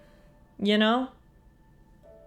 Forbidden beans. Oh, good, this year. Yeah, 3 months, man. I mean, to be fair, it's not an expiration date. It's a best before date. Maybe what we'll do... I mean, there's not a lot of beans left. The container is getting emptied. Maybe we'll do one final Bean Boozle from this pack, and then I will undertake to go get a new pack of Bean Boozle so I don't eat any more expired ones. Sugar's typically good within the 6 months of the best before date passing. Best before means it'll have gone just slightly stale. You're good. Yeah, I think I'm good too. We'll do one more Bean Boozle on this pack, and then we're going to retire these beans. So here's your heads up. Don't redeem any Bean Boozles until I get some more beans after today. I'll let you know when I have new beans. And we'll start fresh, literally. But we'll do one more Bean Boozle. Kirky, I need you to select the bean. If I get a new Bean Boozle, I think I gotta get one of the ones with the spinner. It's a lot more fun when we leave it up to chance. But for now, Kirky... oh fuck, don't let this be the redeem that kills her. I need you to pick which bean you want me to eat. So, let's see what we have left. I don't have a lot left. I don't have any of that one. I don't have any of that one. I don't have any of that one. Okay, I've got toothpaste or berry blue. I've got barf or peach. I've got stink bug or toasted marshmallow. I've got booger or juicy pear. I have one dirty dishwater or birthday cake. And that's all I have. Let's go, Kirk Boozle! Yeah, so your choices are, to repeat, rotten egg old popcorn, toothpaste berry blue, barf peach, stink bug toasted marshmallow, booger juicy pear, or dirty dishwater birthday cake. Stink bug? Oh, for fuck's sakes. Couldn't we plant the beans and see if they grow into a beanstalk? Tiff rereading them and begging for Kirky not to do TS's choice. Kirky doing it anyway. Yeah, okay. Be right back. I gotta go get a chaser.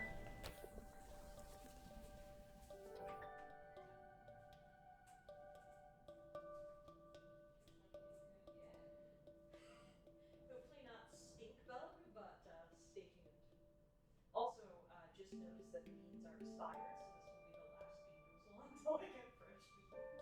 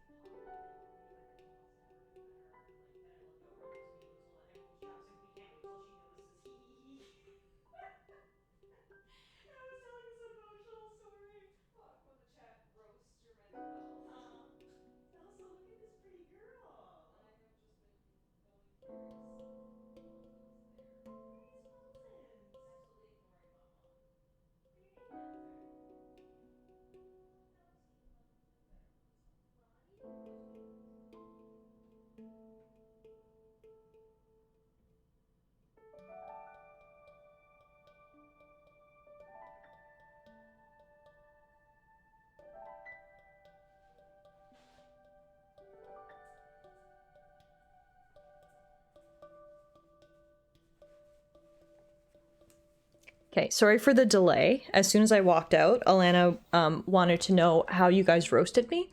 So I had to tell her about how I was telling an emotional story and y'all were cackling in the chat waiting for me to look over. So she liked that a lot. She chuckled and yeah, GG's. Okay, so Kirky's choice, if I remember correctly, is stink bug or toasted marsh. I think stink bug is the worst. I think out of all of them, stink bug might be the worst. Kirky says, how many drinks do I buy in Montreal to keep my place here? Depends on if this is stink bug or toasted marshmallow. Also, Muffin is here to witness. Hi, Beeb. Are you sure this is the time when you want to come visit? Are you sure? Okay, here it is. Even the bean looks gross. It's like brown with brown spots. It's brown on brown. Rector says, I still want to know who was like, all right, Greg, your job today is to eat a stink bug and explain the flavor to us. Muffin, what do you think? Do you think this is stink bug or toasted marshmallow?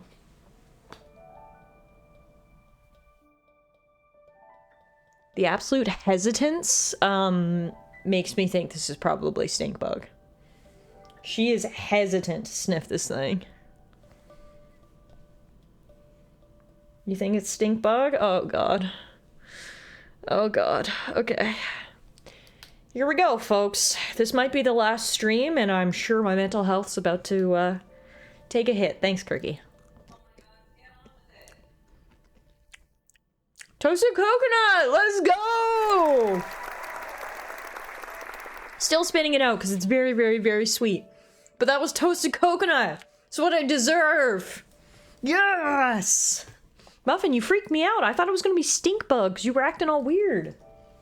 It was toasted coconut. All part of the plan. I was rooting for stink bug. Yeah, I think everyone was, so. Anywho. And Kirky lives to see another stream. Muffin was actually sad because you weren't getting tortured. Okay. So, to reiterate, apparently these beans are expired. So we are going to say bye-bye to the beans. I mean, we made a good dent in the beans. We literally finished some of the flavors, so we'll say bye-bye to the beans for now. I will get some more beans. I'll let you know when I have them. Until then, save your points or whatever. God knows you like to torture me.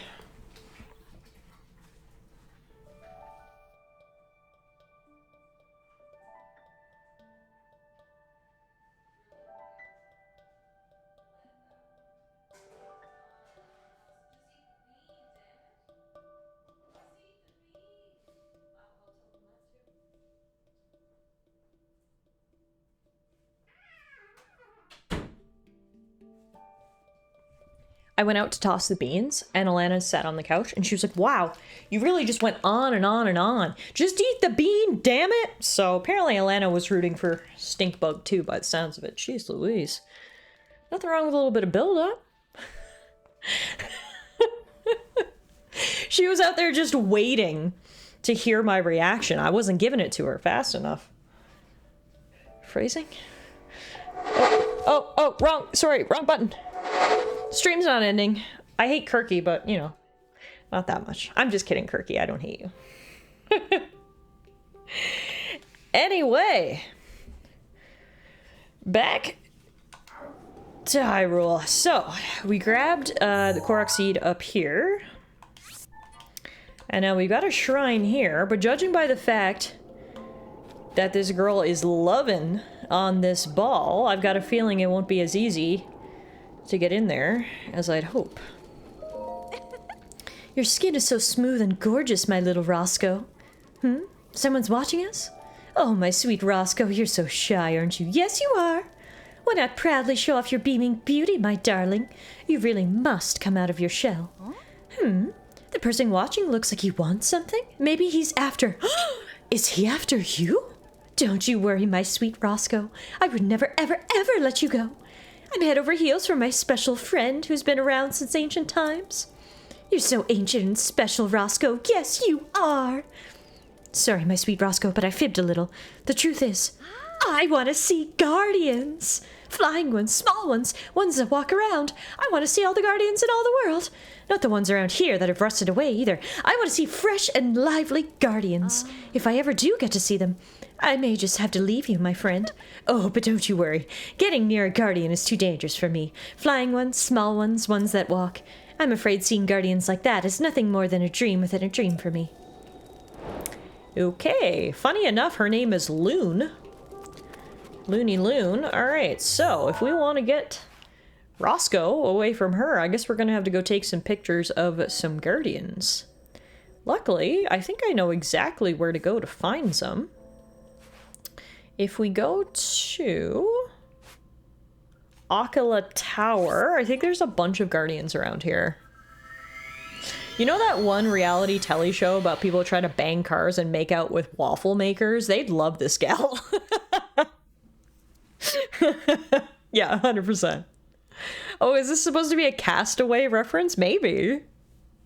How many loonies do you reckon it takes to bribe her? Hey, Nine, what did you walk into? Great cue. Great cue. Now, Link's freezing his little tush off, so let's get the warm clothes on.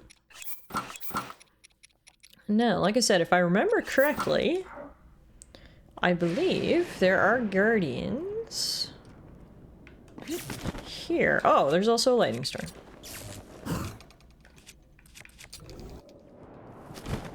Or maybe I'm wrong. Oh, no, I'm right. There's the flying one.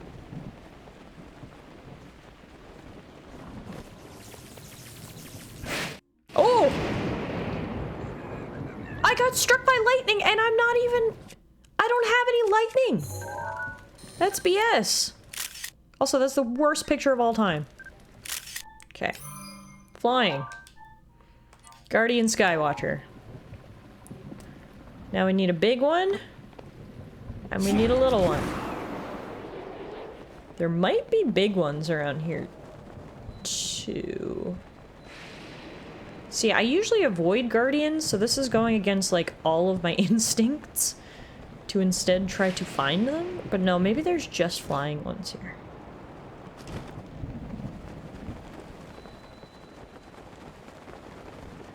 Yeah, it might just be flying ones. Okay, no, I know where some other ones are. There were some up here in the Lomai Labyrinth, I think. Also, Muffin wants to leave. She's like, ha, I saw you eat that bean, mother. Now I'm leaving.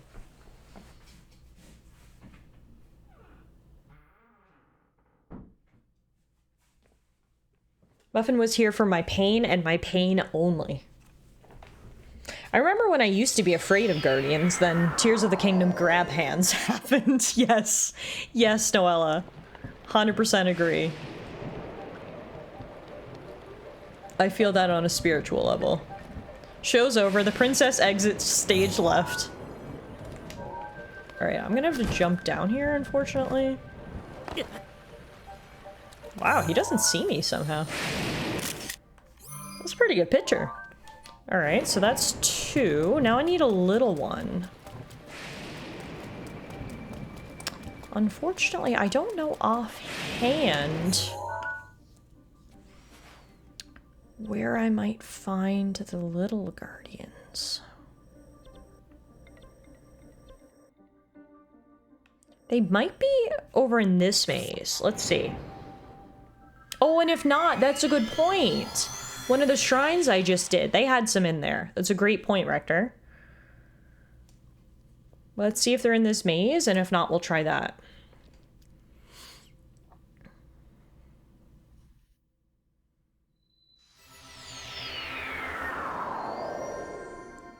I think this maze might have had some, but I might be wrong.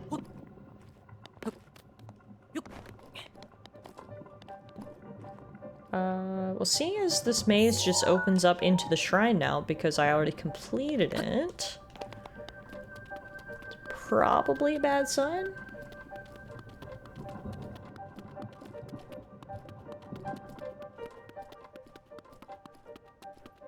Just take a peek down one of these corridors.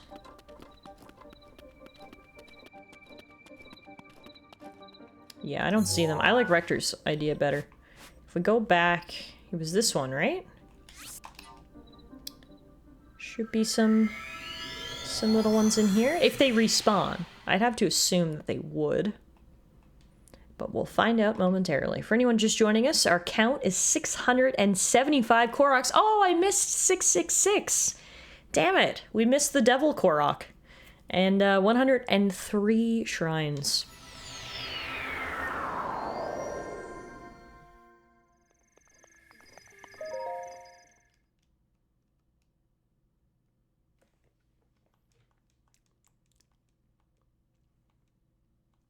Every Korok is a tiny devil anyway. True. Touché. Rector, thank you so much for gifting a sub to Satan. Appreciate you. Satan, welcome to the stream. Enjoy your sub badge, your ad-free viewing, and your emotes. And I'm sure I'll see you soon. Also, I do not see a little guardian in here. Maybe they don't respawn. We also missed 669, but we've still got 696 to look forward to. Yes, all good points. Okay, that's too bad. Let's go back and check the minor test of strength one. See if he'll respawn in there. Do they have a jail for them or a correctional facility? Nice. Nice. I can't believe Satan is now officially a subscriber of my Twitch channel. God damn, I've come a long way in 9 years.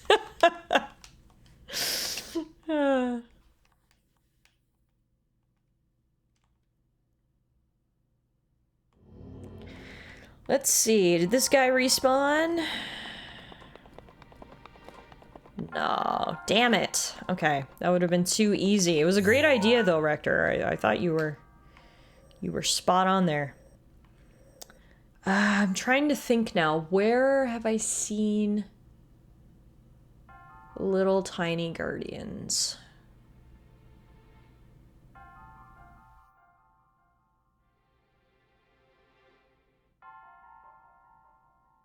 I genuinely can't remember. I closed my eyes and everything for maximum thinking power. I might have to look it up. When you stream for so long that Satan is even a sub. Talk about bragging rights. Okay, I'm just gonna look it up because I genuinely can't remember.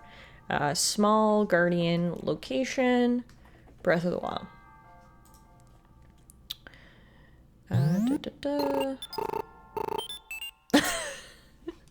Rector! Wow, we're really getting the band together here. Thank you for gifting a tier 1 sub to Cthulhu. Cthulhu!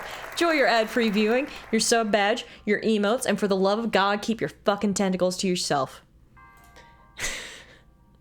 Now,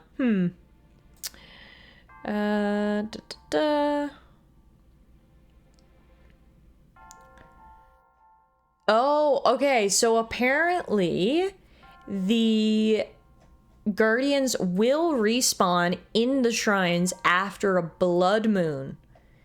Interesting. Okay, so if that's the case, maybe it's easiest for us to just keep moving for now, collect Koroks. I'm sure a blood moon will happen at any time. They usually happen every couple of hours of real time. So yeah, I think that'll probably be the easiest thing to do. I'll just move past it for now, keep collecting Koroks. Once the blood moon happens, we'll go back to the shrine that I'm in right now, the Pumag Nitae shrine, and go from there. Idaho, thank you for gifting a tier 1 sub to the Flying Spaghetti Monster. Let's go! We're seriously getting the band together now. Satan is on vocals, Cthulhu's on drums, and the Flying Spaghetti Monster's on the keys. This is a hell of a band. Thank you guys for the subs. You don't have to do that. That's very kind and hilarious. We aren't just cheating and using the ones close to the castle because I haven't been to the castle yet. I don't have any warp points unlocked for the castle. I mean, I guess I could go like here-ish. Might be easier if we just wait for the blood moon, I think. So we've got a lot more Koroks to find anyway, so it's not like we're gonna have to struggle to kill time here. Hi Sharp, how are you? Satan was watching this stream years ago. I had a cat named Satan when I joined the community. Oh, that's right, Euro. That's right. So I had to fight a big spider boss in a Souls game, and I thought of your fear of spiders. Yeah, I really love the Soulsborne games. We played literally every single one here on this channel, and I had a great time. But my major gripe is there are some very disgusting, creepy enemies. In the Dark Souls games, it was giant spiders. And then they decided to make it even worse in Elden Ring, and I will complain about this until the day that I die. Elden Ring has the scariest video game monster in all of video games. The hands. They're literally spiders, but they're creepier. And there's an area where they're giant. It's terrible. There is nothing worse than the Elden Ring hands. Yeah. If you know what happens when we get going. I know, and I love it, but I'm just saying you guys are too kind to do it. What's up? Ring hand. Alana just opened the door and said it's very raucous in here about these Elden Ring hands. Well, you do remember when I would lie in bed and say I couldn't sleep because all I could think about was the Elden Ring hands. Some of us are working out here, you kids. Sorry. Everyone says hi. I know. A big dumb work presentation that I'm stressed about. Well, when in doubt, just think, at least you're not being chased by Elden Ring hands. Oh god, they're here! Mod them out! Mod them out! Also, what the heck, guys? What is up with all these gifted subs? Rector gifted a sub to Lemmy Killmeister. And Idaho gifted a sub to Zeus. Holy moly, we really have the whole mythical squad together now, don't we? Thank you guys for the gift subs, that is too much. And we will lower the volume for Alana working on her presentation. No more talking about Elden Ring hands, guys. God. God. Alright. Groupies beware, Zeus is in the band. Who is Lemmy Killmeister? I don't think I get the reference there, Rector. Is he some other sort of mythical being? Just hope Zeus isn't in his horny face. Zeus is always in his horny phase. Ooh, Sharp redeems the D20 fortune and asks a very important question. Is there going to be spiders in the next Zelda game? There are no spiders in this Zelda game. However, the Guardians are quite spider-like, so they're the closest thing we have to the spiders. They do still kind of give me the ick, but not as much as spiders or hands would. But let's find out. Are we going to have spiders in the next Zelda game? Lemmy Killmeister is the late bassist of Motorhead. Oh, so he can play the bass in our band. Okay, perfect. Perfect. Lemmy, welcome to the band. I'm just gonna flip the die to 1. I already ate a bean today, I'm gonna be honest, okay? Alright, here we go. Are there gonna be spiders in the next Zelda game? I rolled a lucky number 13, which means for the most part there won't be spiders, but there will be one dungeon late in the game that has the best piece of armor and equipment, so you really have to go through and get it. And of course, it is being guarded by one big ol' ugly spider, just to ruin my goddamn day. I think that's what the D20 gods are telling us. There won't be many, but there will be one real bad one. It'll just be in the last dungeon. All the spiders are caged there. Yeah, exactly. Exactly. Lucky number 13 seems fitting, considering, you know, Satan and Cthulhu and the rest are now subscribers to this channel. Oh, Muffin, you're back! You left and then you came back. Huh. I don't have subs to gift, but these Rivali's bits are Gale is dedicated now to ready. bringing the Omnissiah into the band, to play the theremin. Thank you for the 100 biddies, TS. You guys are too kind and too generous. You don't have to do that. That officially starts a hype train here in the channel. And have all the slots in the band been filled now? I mean, we've always got room for groupies, right? We need the roadies. We need the stage hands, the sound guys, backup dancers. No, we still got room in the band. Robot spiders are cool. I don't know if I'd go that far, Karis. They're cooler than regular spiders, I guess. I'll say that. Oh man, I forgot about the big spider in Twilight Princess. I mean, I guess I probably compartmentalized it into a part of my brain because I don't want to think about it. Yeah, that checks out. That checks out, actually. Bringing it back to Lemmy, that was his mission in Brutal Legend. All his pet metal spiders spin bass strings from their webs. You gotta go get some. I feel like Brutal Legend was made for you, Rector. Oh, Kirky! What the heck? Oh my god, Cookie! Thank you so much for gifting out 5 subs to the community. You guys are too much. Seriously, this is so kind of you all. Thank you. Oh my goodness, Cozy Raven, Heartwall, RCB, Glitch Master, and Shwoob. Okay, that's a fun name. Shwoob. Enjoy your sub badges, your emotes, your ad-free viewing, and you can thank Kirky Claus for that generosity. You guys are too generous. Oh my goodness. We're already at a hype train level 3 thanks to all these gifted subs. And the biddies, of course. Thank you guys. I always say, I mean, Kirky gave them to actual people, but for you guys who gift a sub to like very specific usernames, I always wonder, will they ever come into the stream? You know, we've had a few of these where you guys have been, again, extremely generous and gifted subs to some iconic individuals such as Tim Hortons. And I always wonder, one day, you know, are they gonna come into the stream? And I would love that. I'm gonna keep an eye out for Cthulhu, for Satan, you know, for the rest of the crew, because I would love for them to roll in and be like, what the fuck? And we're like, hi! We specifically summoned you here.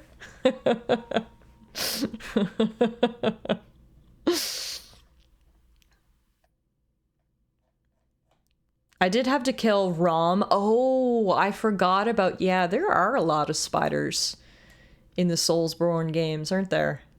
Again, I don't remember them because I'm pretty sure I just compartmentalized the spiders, crumpled it up, and tossed it in the garbage so I'd never have to think about it again.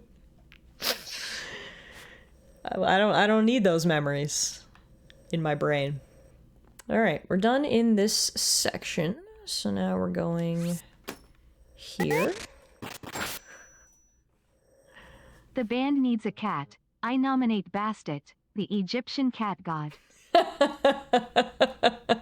Sorry, Muffin, you did not get an invite to the ban, but Bastet, you're in. You're up, my guy. Okay, so who's in the band? I feel like, is anyone an artist in chat? I feel like this is the perfect opportunity for, like, fan art of this band we've created from the underworld. Oh my god.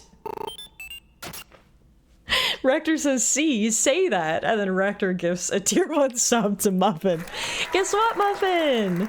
Guess what? You're in the band. What instrument are you gonna play? I'm trying to think. What instrument would Muffin be good at playing? Tambourine. Tambourine. She could hit it with her tiny paw, and she'd only have to do something like once every 3 songs. Muffin's a tambourine girly. Muffin's actually just a groupie. She's just there for the scritchies and treats. She's gonna scratch the washboard, obviously. I was gonna say harp. Oh, that could work too. Maybe you've got options, Muff. Maybe you've got options. Okay, so who's in this band? I need to catch up. Muffin's in the band. Bastet is in the band. I mean, I think the 5 subs Kirky gifted are in the band. Raven, Heartwall, RCB, Glitchmaster, and Shwoob are in the band. Omnissiah's in the band. The French are in the band, because who else is going to play the French horn? Thank you for the gift sub, Kirky. Hang on, I lost track. How many people are in the band? French, Muffin, Bastet. Oh yeah, the 5 gifted can be the backup singers, so that's 8. Then we've got 9.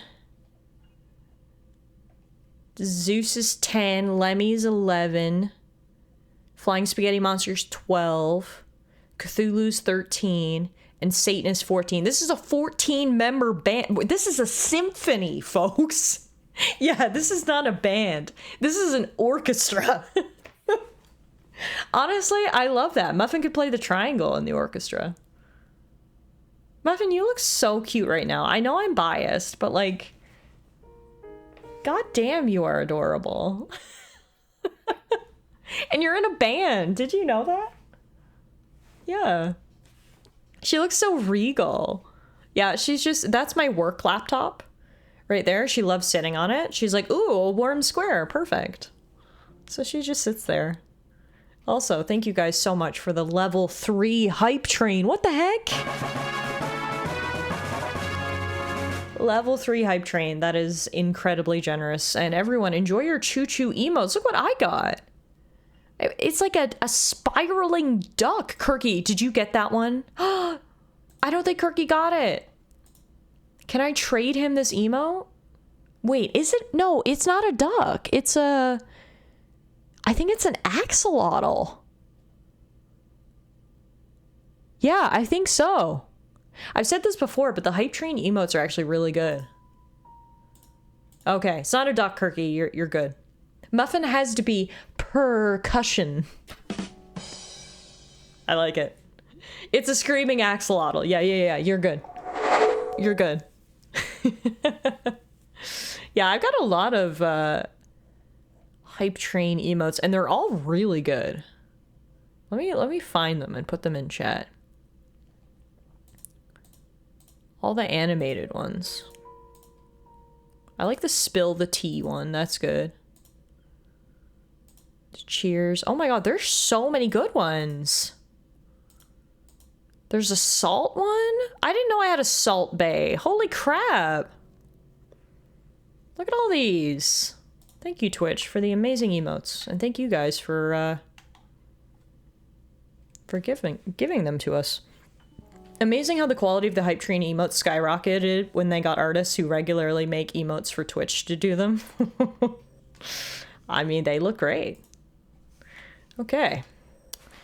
But yeah, no, that's a hell of a, that's not a band. That's a full-ass symphony. And yeah, if anyone in here wants to do art and make a picture of our symphony, I feel like it's amazing. All right, back to mapping out our path. It is also September, so hopefully you guys took advantage of those sub discounts when you were being so generous and gifting all those subs. We love a good discount. All right, so next up, we're heading to the wetlands for a little race to the west.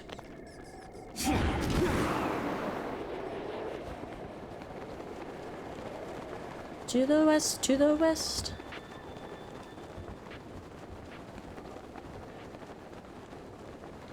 The Underworld Orchestra sounds cool as fuck. Oh my god, you're right, Kirky. That's an epic name. Welcome to the Underworld Orchestra. Muffin bangs the triangle. Curtain drops.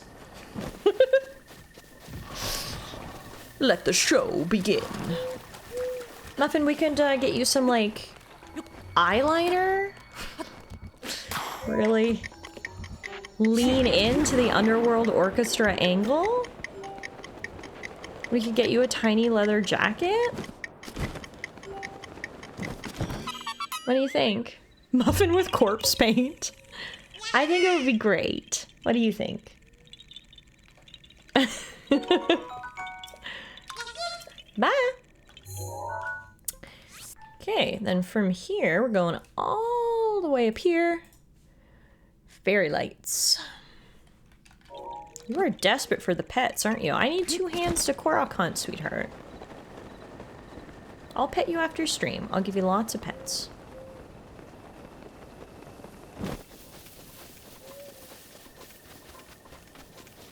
God, what a wild stream this has been tonight. From the emotional moment getting interrupted by a Bean Boozle to us assembling the Underworld Orchestra. This has been a lot. This has been a hell of a stream. I gotta be honest, I don't even know like what we're at in terms of a Korok count. I feel like the Koroks went to the wayside with everything that's been happening. Sorry, Koroks, you're playing second fiddle to the Underworld Orchestra. You didn't get an invite. No, can you imagine a full band of Koroks and how derp that would be? It would just be a bunch of them playing the maracas. It would be a mariachi band of Koroks. I know how many we have. Less than 900. Thanks for reminding me, dude. Thanks for reminding me. We have more than 676 because I've missed a good number of them. Oh, good. I think we got a shrine coming up soon, so then we'll know our count. And the sun's coming up. It's a beautiful sunrise. But hopefully tomorrow's sunset will bring with us a blood moon so we can get another shrine as well. I've drawn another person into the Pokemon Pocket trading card game. Nice! It's a lot of fun. It's just fun to open up packs every day. Nothing better than getting a hit.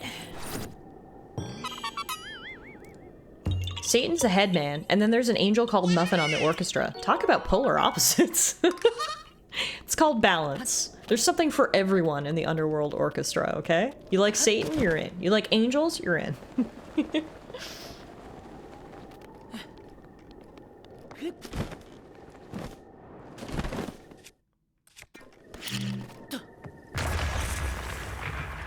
Oh, I thought this was going to be a Korok. But no, it was a Gerudo spear, which is cool. But not what I thought. What am I looking for here? It should be a... Should be a rock behind cracked boulder. Oh, there's a lot of cracked boulders here to throw you off. Must be this one. There we go.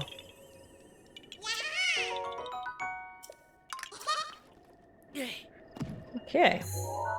So I got that one, I got that one. Now let's go up and get the shrine and the 2 Koroks up there. There's a name for their debut album, The Divine Comedy. Lead single, Dante. I love it. Look, I've been saying for years, Muffin needs to get a job and start contributing to this family. She's been living here rent-free for many a year. It's about time she buckles up and gets a job, and joining an orchestra sounds good to me. Fucking freeloader, right? Unbelievable. Absolutely unbelievable. I think we've got a lot of freeloading pets in the chat. It's a good thing we love them dearly, isn't it? Alright, what the hell happened over here? Are these bones? The Ishto So Shrine is surrounded by, like, bones and rotting things? What the fuck? Something messed up happened here. Hi, do you know anything about what's happening? Huh? Who are you? Who are you? Me? My name is Moza. I'm trying to perfect my ultimate dish, so I'm training in isolation right now. Your smoke signal? Smoke signal? Oh, you mean this smoke? This is not a smoke signal. As you can plainly see, I'm in the middle of cooking. It's burning. Badly. I'm burning it? So then you're saying I've messed it up. I see. For some reason, no matter how hard I try to cook something wonderful, it always turns out badly. I thought up this ultimate recipe myself, too. Why is this happening? Can you teach me a recipe? Oh, I would love to. I don't mind at all. I'm sure you'll be able to cook something really tasty. I mean, probably. I have recipes for a lavish meat dish, an ancient meat dish, and an ultimate survival dish. Which will you learn? Lavish, please. Look at me. Sure thing. I'll happily teach you the recipe for my lavish meat dish. First, prepare the meat you want to use. I recommend either bird meat or steak. Then you toss in some nice, fresh, ore.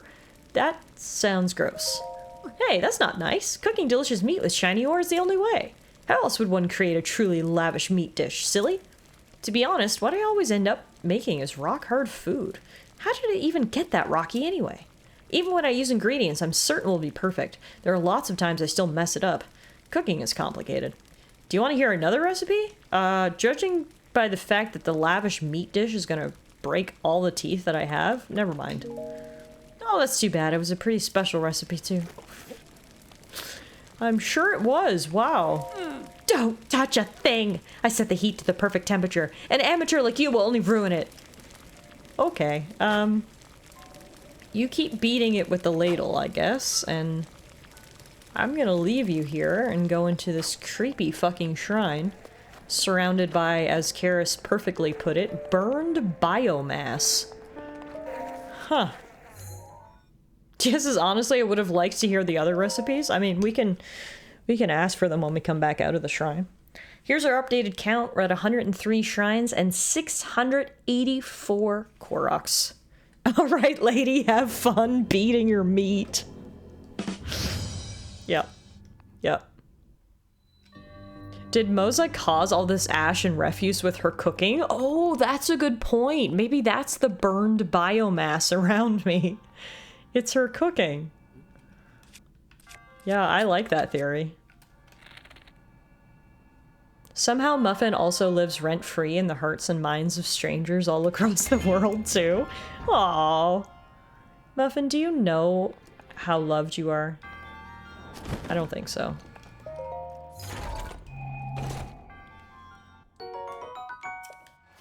Well, there's some ore we can cook with meat if we really want to. Now, what am I supposed to do here? So if I hit... Oh. They're like stairs.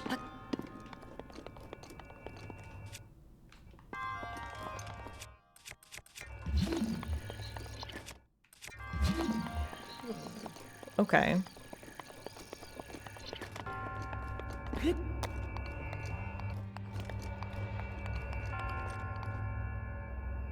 Good night, Kirky. Thank you for hanging out, and thank you for being so generous with all those gifted subs. I really appreciate it. Sleep tight. Hopefully I'll see you again soon. I was thinking at first if I could pick up... Speak of the devil. Pick up this laser, then I put it on this platform. It'll go back and forth and keep activating the button, and then we can move up the stairs. I think that's what I have to do.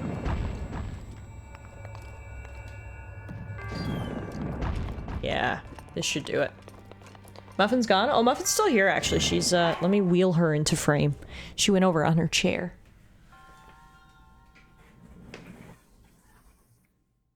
If she's not wheeled into frame, is she truly here?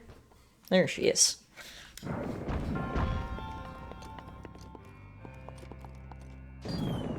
This is cool, actually. So many of these shrines have such, like, cool creative solutions.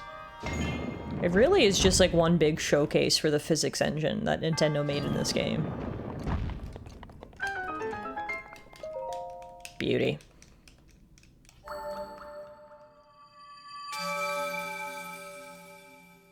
Muffin made the face of, "What now, mother?" Are you a grumpy kitty? A sourpuss, if you will?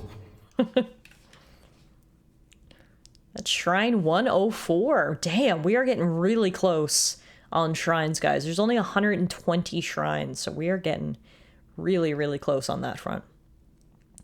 684 Korok seeds, getting pretty close there as well. She looks more like a tired kitty. Yeah, it is getting late. She probably wants to go to bed. Alright, let's check out our girl and see what the other recipes entail. Hey, it's you! You don't have to say a word. You're back to hear the recipes I came up with again, aren't you? Alright, let's hear the ancient meat dish. Hey Phil, Nintendo didn't actually make the physics engine for this game. They used a licensed physics engine. Oh, really? I didn't know that. That's my fun fact for the day. Well, they showcased it wonderfully. Sure thing, I'll happily teach you the recipe for my ancient meat dish. Hopefully it's better than the lavish meat dish. Good God. First, prepare the meat you want to use. I recommend either bird meat or steak, and then you'll cook it with something from a broken guardian. An ancient part! That still sounds gross, girl. Hey, that's not nice. Cooking delicious meat with something that smacks of history is the only way. How else would one create an ancient meat dish the likes of which no one has ever seen before? To be honest, what I always end up making is dubious food. Though I don't see what's so dubious about it. Even when I use ingredients I'm certain will be perfect, there are lots of times I still mess it up. Cooking is complicated. Okay, well, let's see. So the lavish meat dish was a bust. The ancient meat dish was a bust. What about the ultimate survival dish? Sure thing. First, you'll have to defeat a monster. After that, just find yourself a cooking pot and toss in tons of monster parts. Girl, that still sounds gross. In order to survive out in the wild, you've got to be willing to eat anything. That's the idea behind my ultimate survival dish. I may end up with nothing to eat but dubious food, but I won't achieve my goal unless I make some sacrifices. I don't see what's so dubious about using monster parts, though. Even when I use ingredients I'm certain will be perfect, there are lots of times I still mess it up. Cooking is complicated. Alright, so she's 0 for 3 on recommended recipes. Honestly, I really like TS's theory that all of these bones and burnt matter is just from her terrible cooking. I totally believe it. That checks out to me. Alright, well, we'll leave her be. Now, over this way, we should have 2 Koroks. Should be fairy lights and pinwheel shooting. Yes, I see the fairy lights. Oh, damn. You're fast. Okay. Oh, I was hoping at least one of the recipes would have been real ones. Yeah, I thought the ultimate one might have been the real one, but apparently not.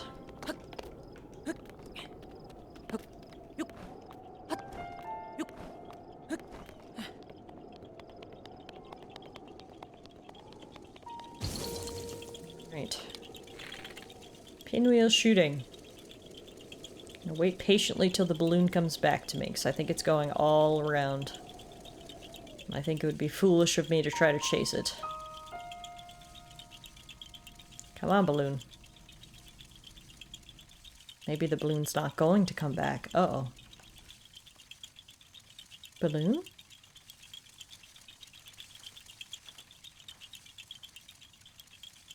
Okay, what? Did it disappear? Oh, I saw its shadow. That is so weird. Oh, there it is.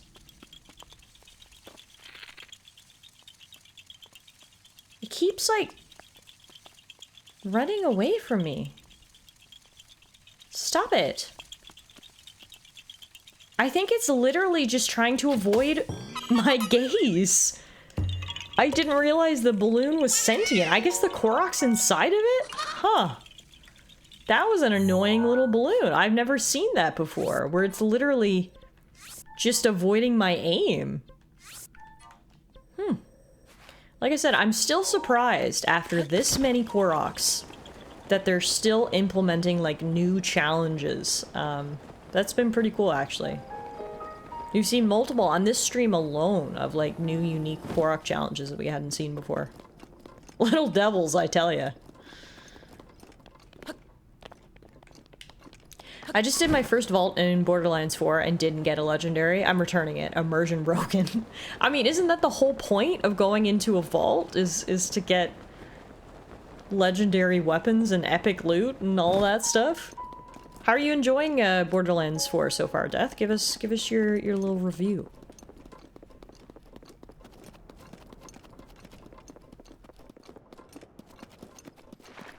Okay, and then what am I looking for up here? Rock beneath cracked boulder.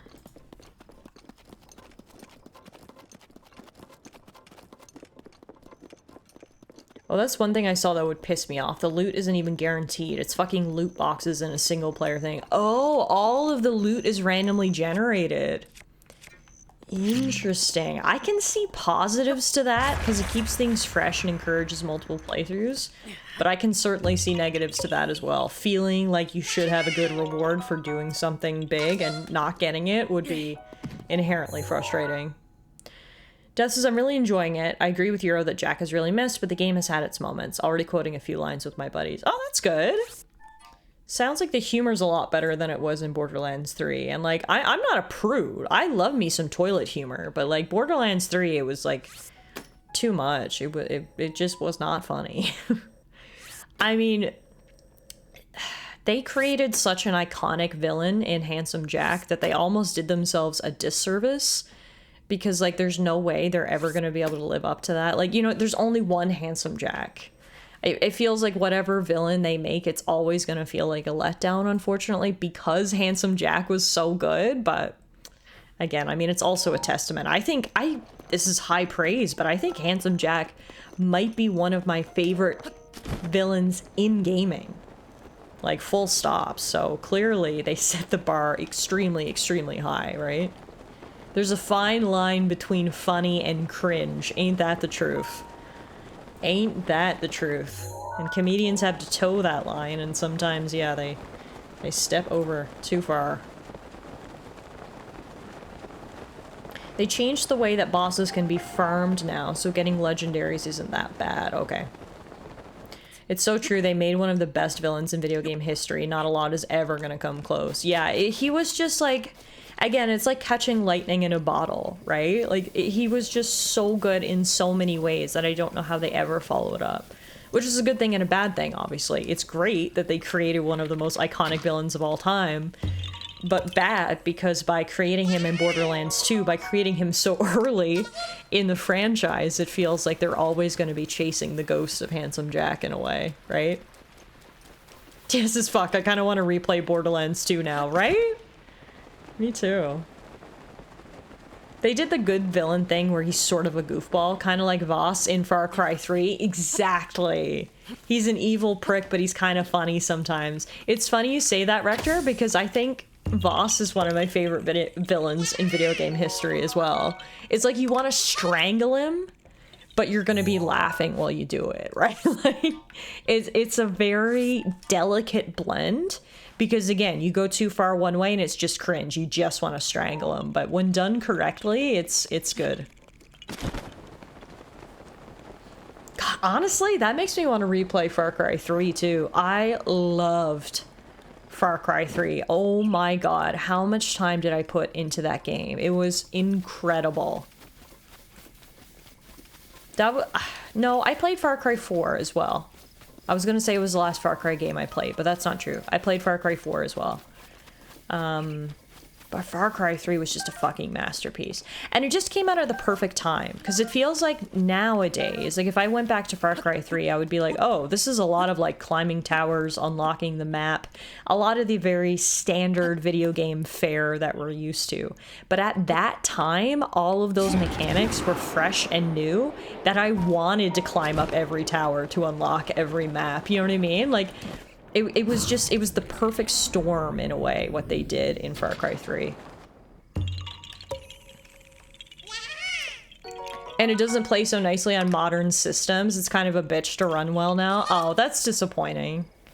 I had it on Xbox 360, so I could always pull out the 360 and play it that way, but... I mean, I remember it being a gorgeous game too. Like, I had so much fun just exploring the island and everything, and I'm sure it won't look like what I remember. So if I could play it on PC and get some graphics mods or something, that would be ideal, but annoying if it doesn't run super well. Oh, you replayed it just last winter. What platform did you play it on, TS? Did you have any issues with running it?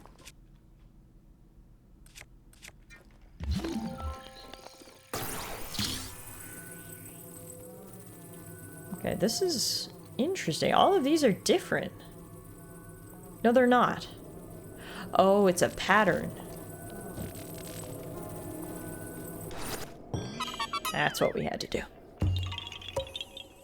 Far Cry 3 has the best expansion, Blood Dragon.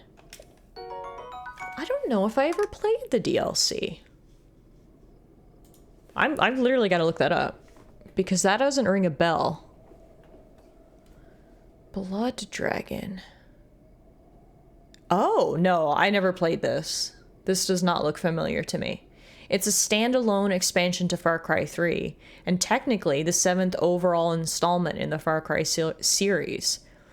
Far Cry 3 Blood Dragon is the kick-ass cyber shooter. Welcome to an 80s version of the future. Oh, cool. This is so different from the base game. Yeah, this is basically a standalone game by the looks of it. Does this have anything in common with the main one? Very interesting style. And they never made anything else like this? Huh. The aesthetic is basically what did people from the 80s think 2002 would look like. Tiff, you should? Interesting. Maybe I will sometime. Yeah, no, I've never played that. That would be brand new for me.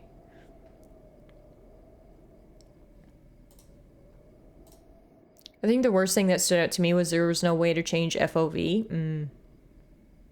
It was an 80s inspired shooter. I liked it, but the colors fucked with me. Oh, okay, interesting.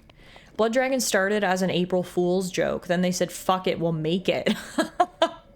Honestly, I like when that happens sometimes. That's cool. That's cool. Has anyone played, like, the modern day, the modern Far Cry's? Far Cry, I guess, 5 and 6? How are they? Like I said, I think the last one I played was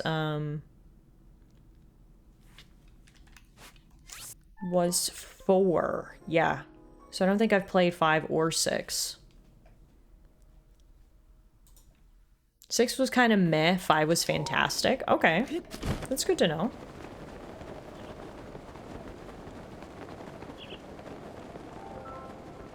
Maybe I'll have to check out Fallout 5 sometime.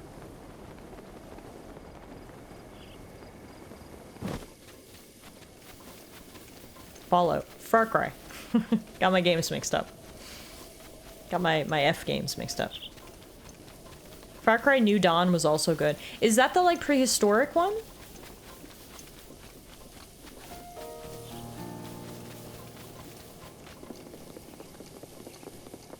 Yeah, I mean, sometimes with those series, too, like, obviously the games are very similar in gameplay, and so, like, you play 3, and then you play 4, and then you play 5, and you kind of get burned out. But if you kind of take a break in between and then go back, I feel like it might feel very fresh to me at this point, because I haven't played a Far Cry game in a decade, so I feel like I would extra enjoy it having been away from that sort of style of game for so long.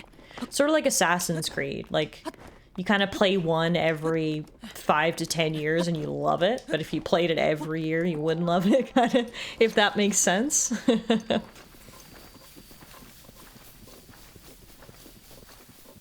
Oh, the prehistoric one was Primal. So what was New Dawn? Yeah, I haven't played... I played Assassin's Creed Okay, so here's my Assassin's Creed history. I played the original trilogy plus Black Flag and loved all of them.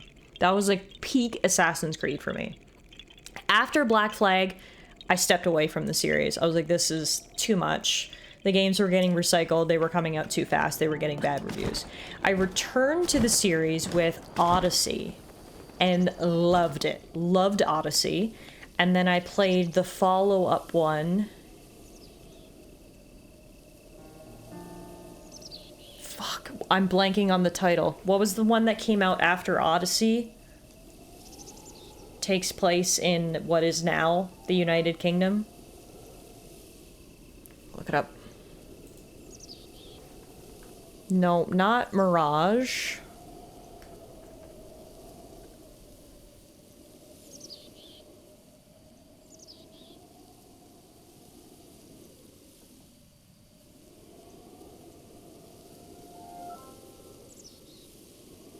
Can I just get a list of all the Assassin's Creeds, please? Valhalla. Yes, thank you, Karis. Valhalla. So I played Odyssey and I played Valhalla. I really liked them. Odyssey was, in my opinion, superior. I liked Valhalla, though.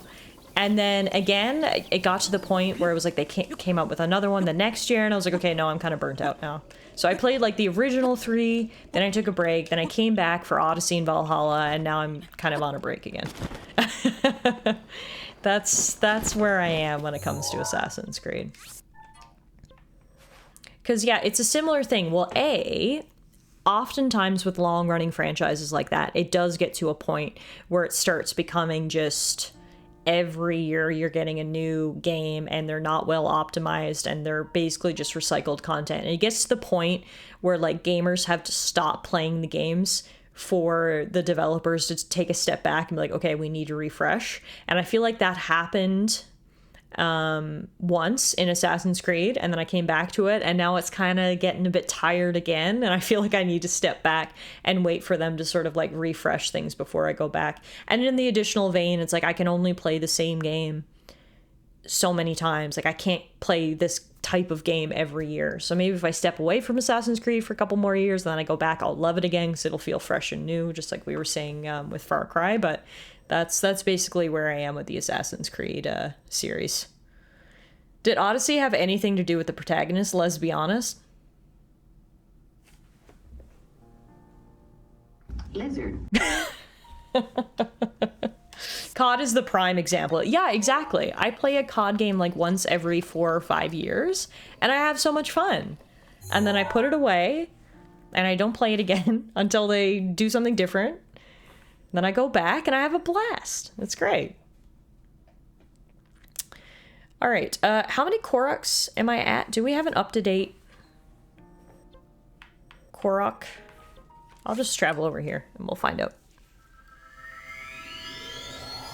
We'll find out. We are at 692. It is 9:17 p.m. I vote 1, 2, 3, 4, 5, 6, 7. Oh, perfect. We are 8 away from 700, obviously. And there's a little trail right here, right from the shrine heading up north, that has 8 Koroks right along it. So why don't we grab these last 8 Koroks here before we call it a night. I think that'll be a perfect way to end stream at lucky number 700. And like I said, it's like it's made for us here. It's mapped out perfectly. There's 8 Koroks right along this coast. So let's go grab all of these. There's one there, and then there's one there. All right, cool. Speaking of the 80s aesthetic of Blood Dragon, you should totally play Turbo Overkill. Never even heard of it, Rector. What's that about?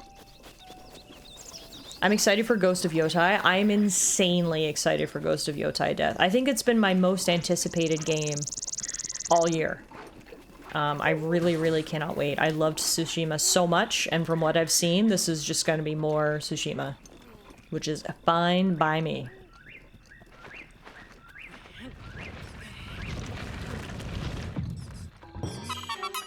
That was the easiest round of golf I ever had to play. Very nice. Thank you, Korok. Sometimes they make those very difficult. Alright, 1.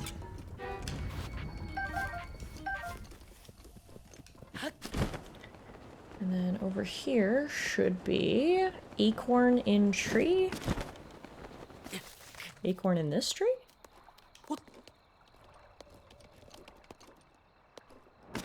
Oh. Yep, acorn in that tree. Shame that it's another console exclusive to start. Yeah, luckily PlayStation has been bringing its games to PC though after usually about 2 years. Which, I mean, to be honest, makes perfect sense. I think that's actually the perfect way to do it. And I know PC gamers are probably like, what? No, that's dumb. And I get it. Obviously, you want to play it. But from a business point of view, you release it on your console first, obviously, which incentivizes people to buy your console. But the people who are going to buy it are going to buy it within 2 years. If they haven't bought it within 2 years, they're not going to buy it. They're not going to buy a PlayStation just to buy your game. So then you release it on PC and you access a whole other part of the market without sacrificing your PlayStation fan base. You still get to maximize the amount of people who are going to buy your console, but then you get some additional revenue by releasing it on PC and opening it up to a new market. And by waiting 2 or 3 years, a lot of people who played it on console will even buy it again on PC because it'll come out, you know, with the enhanced edition or, you know, with all the DLC or whatever the case is. So I actually think it's a brilliant plan how PlayStation have been releasing their games on PC. TS is nah, fuck that, platform exclusives should be a relic of the past. As long as consoles exist, platform exclusives aren't going to be a relic of the past because it's the only way to sell consoles. People buy Nintendo consoles for Nintendo games. People buy PlayStation consoles for PlayStation games. There's a reason people aren't buying Xbox consoles. It's because there's no exclusives. So unless consoles disappear, console exclusives aren't going to either. For better or for worse.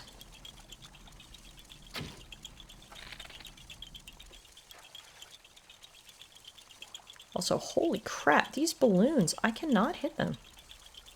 Okay, I just need to stay in one spot. And let them come to me. Oh! Okay, I've got to aim a little bit higher than I think I need. 1.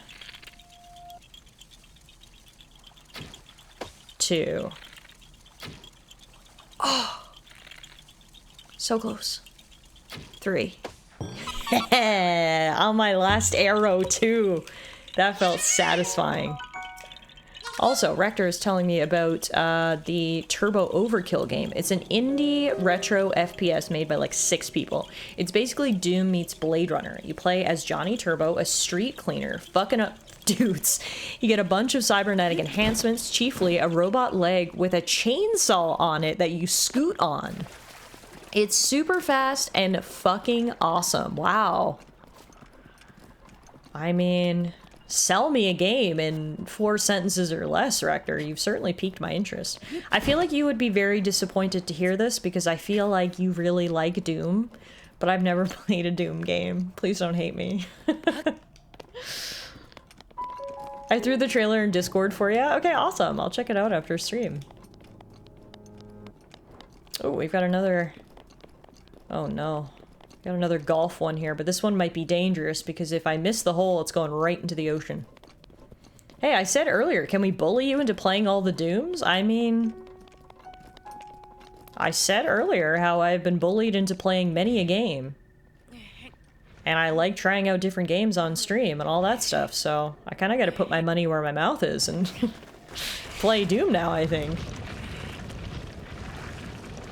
Alright, come on. Come on.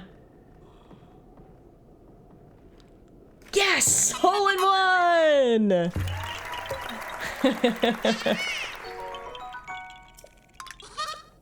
Literally the only good part about console exclusives is that the devs get to focus on optimizing for just the one platform as opposed to 3 or even 5, looking at you, Cyberpunk. Yeah, well, I mean, it's the prime example of that is you look at games on the Nintendo Switch. It feels like all third-party games on the Nintendo Switch run like absolute shit, versus all first-party games on the Nintendo Switch run like a dream. Because when Nintendo is just focusing on its own console, they actually optimize things and get the most out of the system, versus everyone else, yeah, it just throws a shitty port on it and calls it a day. Can you smell it? That's the smell of getting good at Zelda golf. PGA Tour, here I come.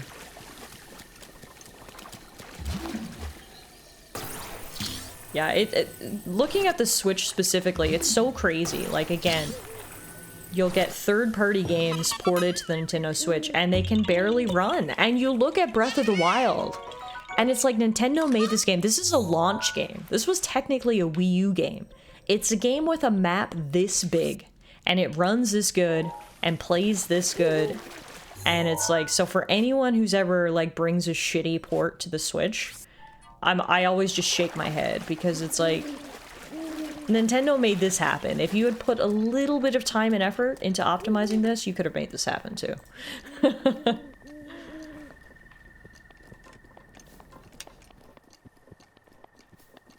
I mean, the prime example of that, of course, is Game Freak.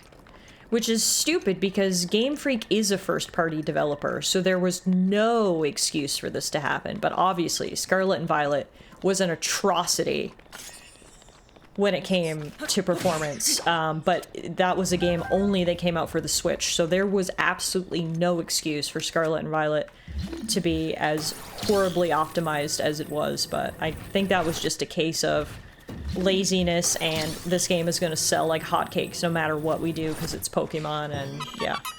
But that was another reason why I was so pissed off, is because, like, other first-party games on the Nintendo Switch run and look beautifully. Look at Breath of the Wild, look at Tears of the Kingdom, look at Xenoblade Chronicles 2 and 3, huge games that run great and look great, and then it was like, Pokemon? Yeah.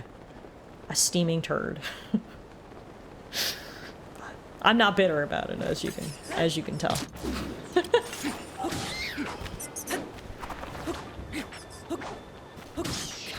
Yeah, that's also the thing. It's not that the exclusive access to data or info by being a first-party developer. It's not the winning card. It's that other studios reuse engines not designed for what's basically a tablet. Yeah.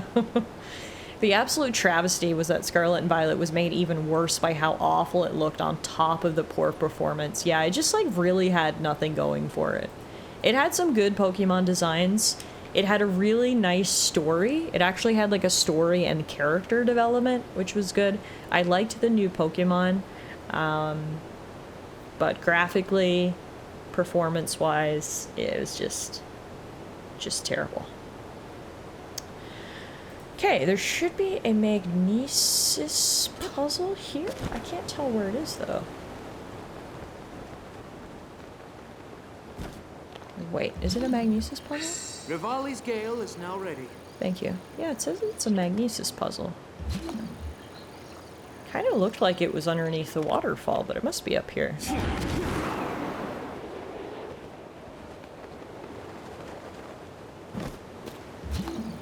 No blood moon. You guys will have to remind me on, oh, I see it. Oh, I see it now. Sometimes the elevation really does help. Sorry, what was I gonna say? Right, you guys will have to remind me on the next stream to go to a shrine and take a picture during the next, blood moon. Okay, I see the magnesis puzzle there. But now I need to find the block. Let me put my swimming armor on. Swim up.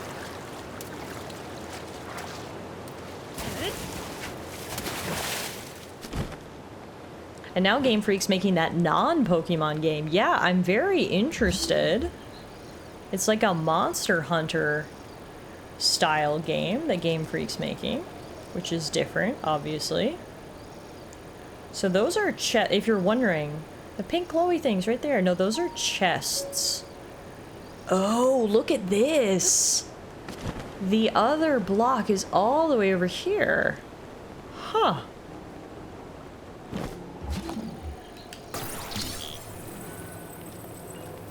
Making me work for this. Okay, I probably should have took a closer look at where I need to put this then. Where did I take it off from? Oh god.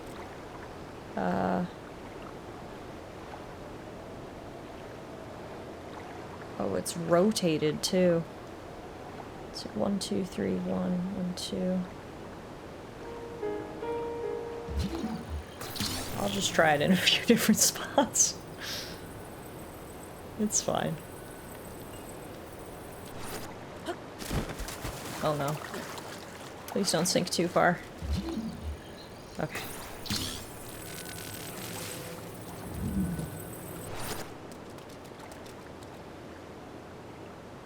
Oh, I see where it goes. If I can reach up there. Now, that might be the issue here. I can't actually get it high enough. Huh. Okay. I can leave it there. And then maybe if I grab it from up top, we can manipulate it a little easier.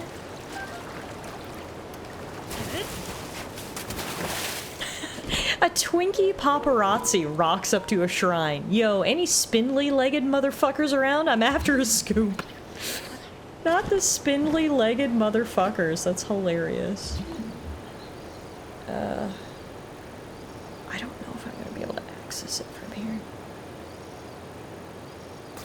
Yes! It's gotta go right here, I think. Right next to me.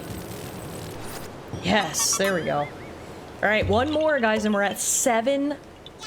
There is one last Korok in this area for us to get. And it is right over on this side. It's gonna involve Link diving into some lilies. Which seems like a very poetic way to end stream tonight.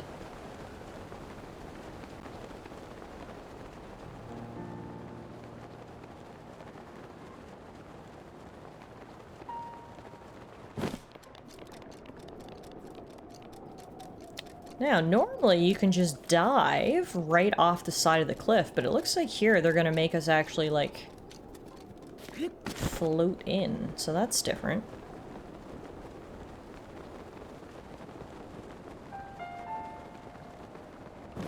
Oh! Are you kidding me? I missed it. The angle, I don't know, I thought I had the right angle and then things were different as soon as I let go of the parachute. Oh man. The glider. Let's try that again.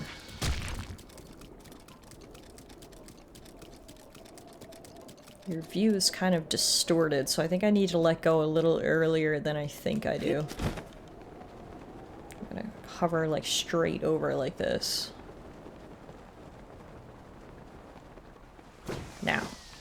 Yes! There we go! That's Korok number 700! Holy moly, we are 77% of the way, is that correct? 7 out of 9 is roughly 77%, I believe, of the way through. This is crazy. I never thought I'd see the day. I remember when we got our first 50 Koroks, and I was like, hell yeah, it's coming along! 700! Oh, that's rather exciting. That is really great. Alright, that's the perfect place for us to end stream for tonight, so let me clean up the map here. Get rid of these couple little stamps. And then what we'll do is I'll fast travel back to this shrine, because this is the shrine that we need to go in to take a picture of that guardian. So hopefully next stream we'll load in, it'll be a blood moon, and we'll be good to go. But for now, let's get our final count for the evening as we load in here. We're ending tonight's stream at 104 out of 120 shrines and 700 out of 900 Korok seeds. There you have it, folks. Another successful night of Korok hunting. Thank you all so much for hanging out with me. Seriously, tonight was super fun. Every night is fun, but tonight was extra fun. Thank you guys for being here. Thank you for all your generosity with those subs and those biddies. It was too kind. You guys didn't have to do that. Hopefully you enjoyed the Korok hunt. Like I said, we're getting there slowly but surely. We'll be live again on Wednesday, so you won't have to wait long for some more Korok hunting. We'll be back in 48 hours, and we'll see how many more Koroks we can get, but I'm really glad that we were able to hit the big 700 tonight. That's a big milestone. We'll be there before we know it, so thank you all so much for hanging out with me. I hope you guys have a great Tuesday tomorrow, and hopefully I'll see you guys back here on Wednesday for some more Korok hunting. If not, everybody stay safe, take care, enjoy the rest of your evening, and have a great night, everybody.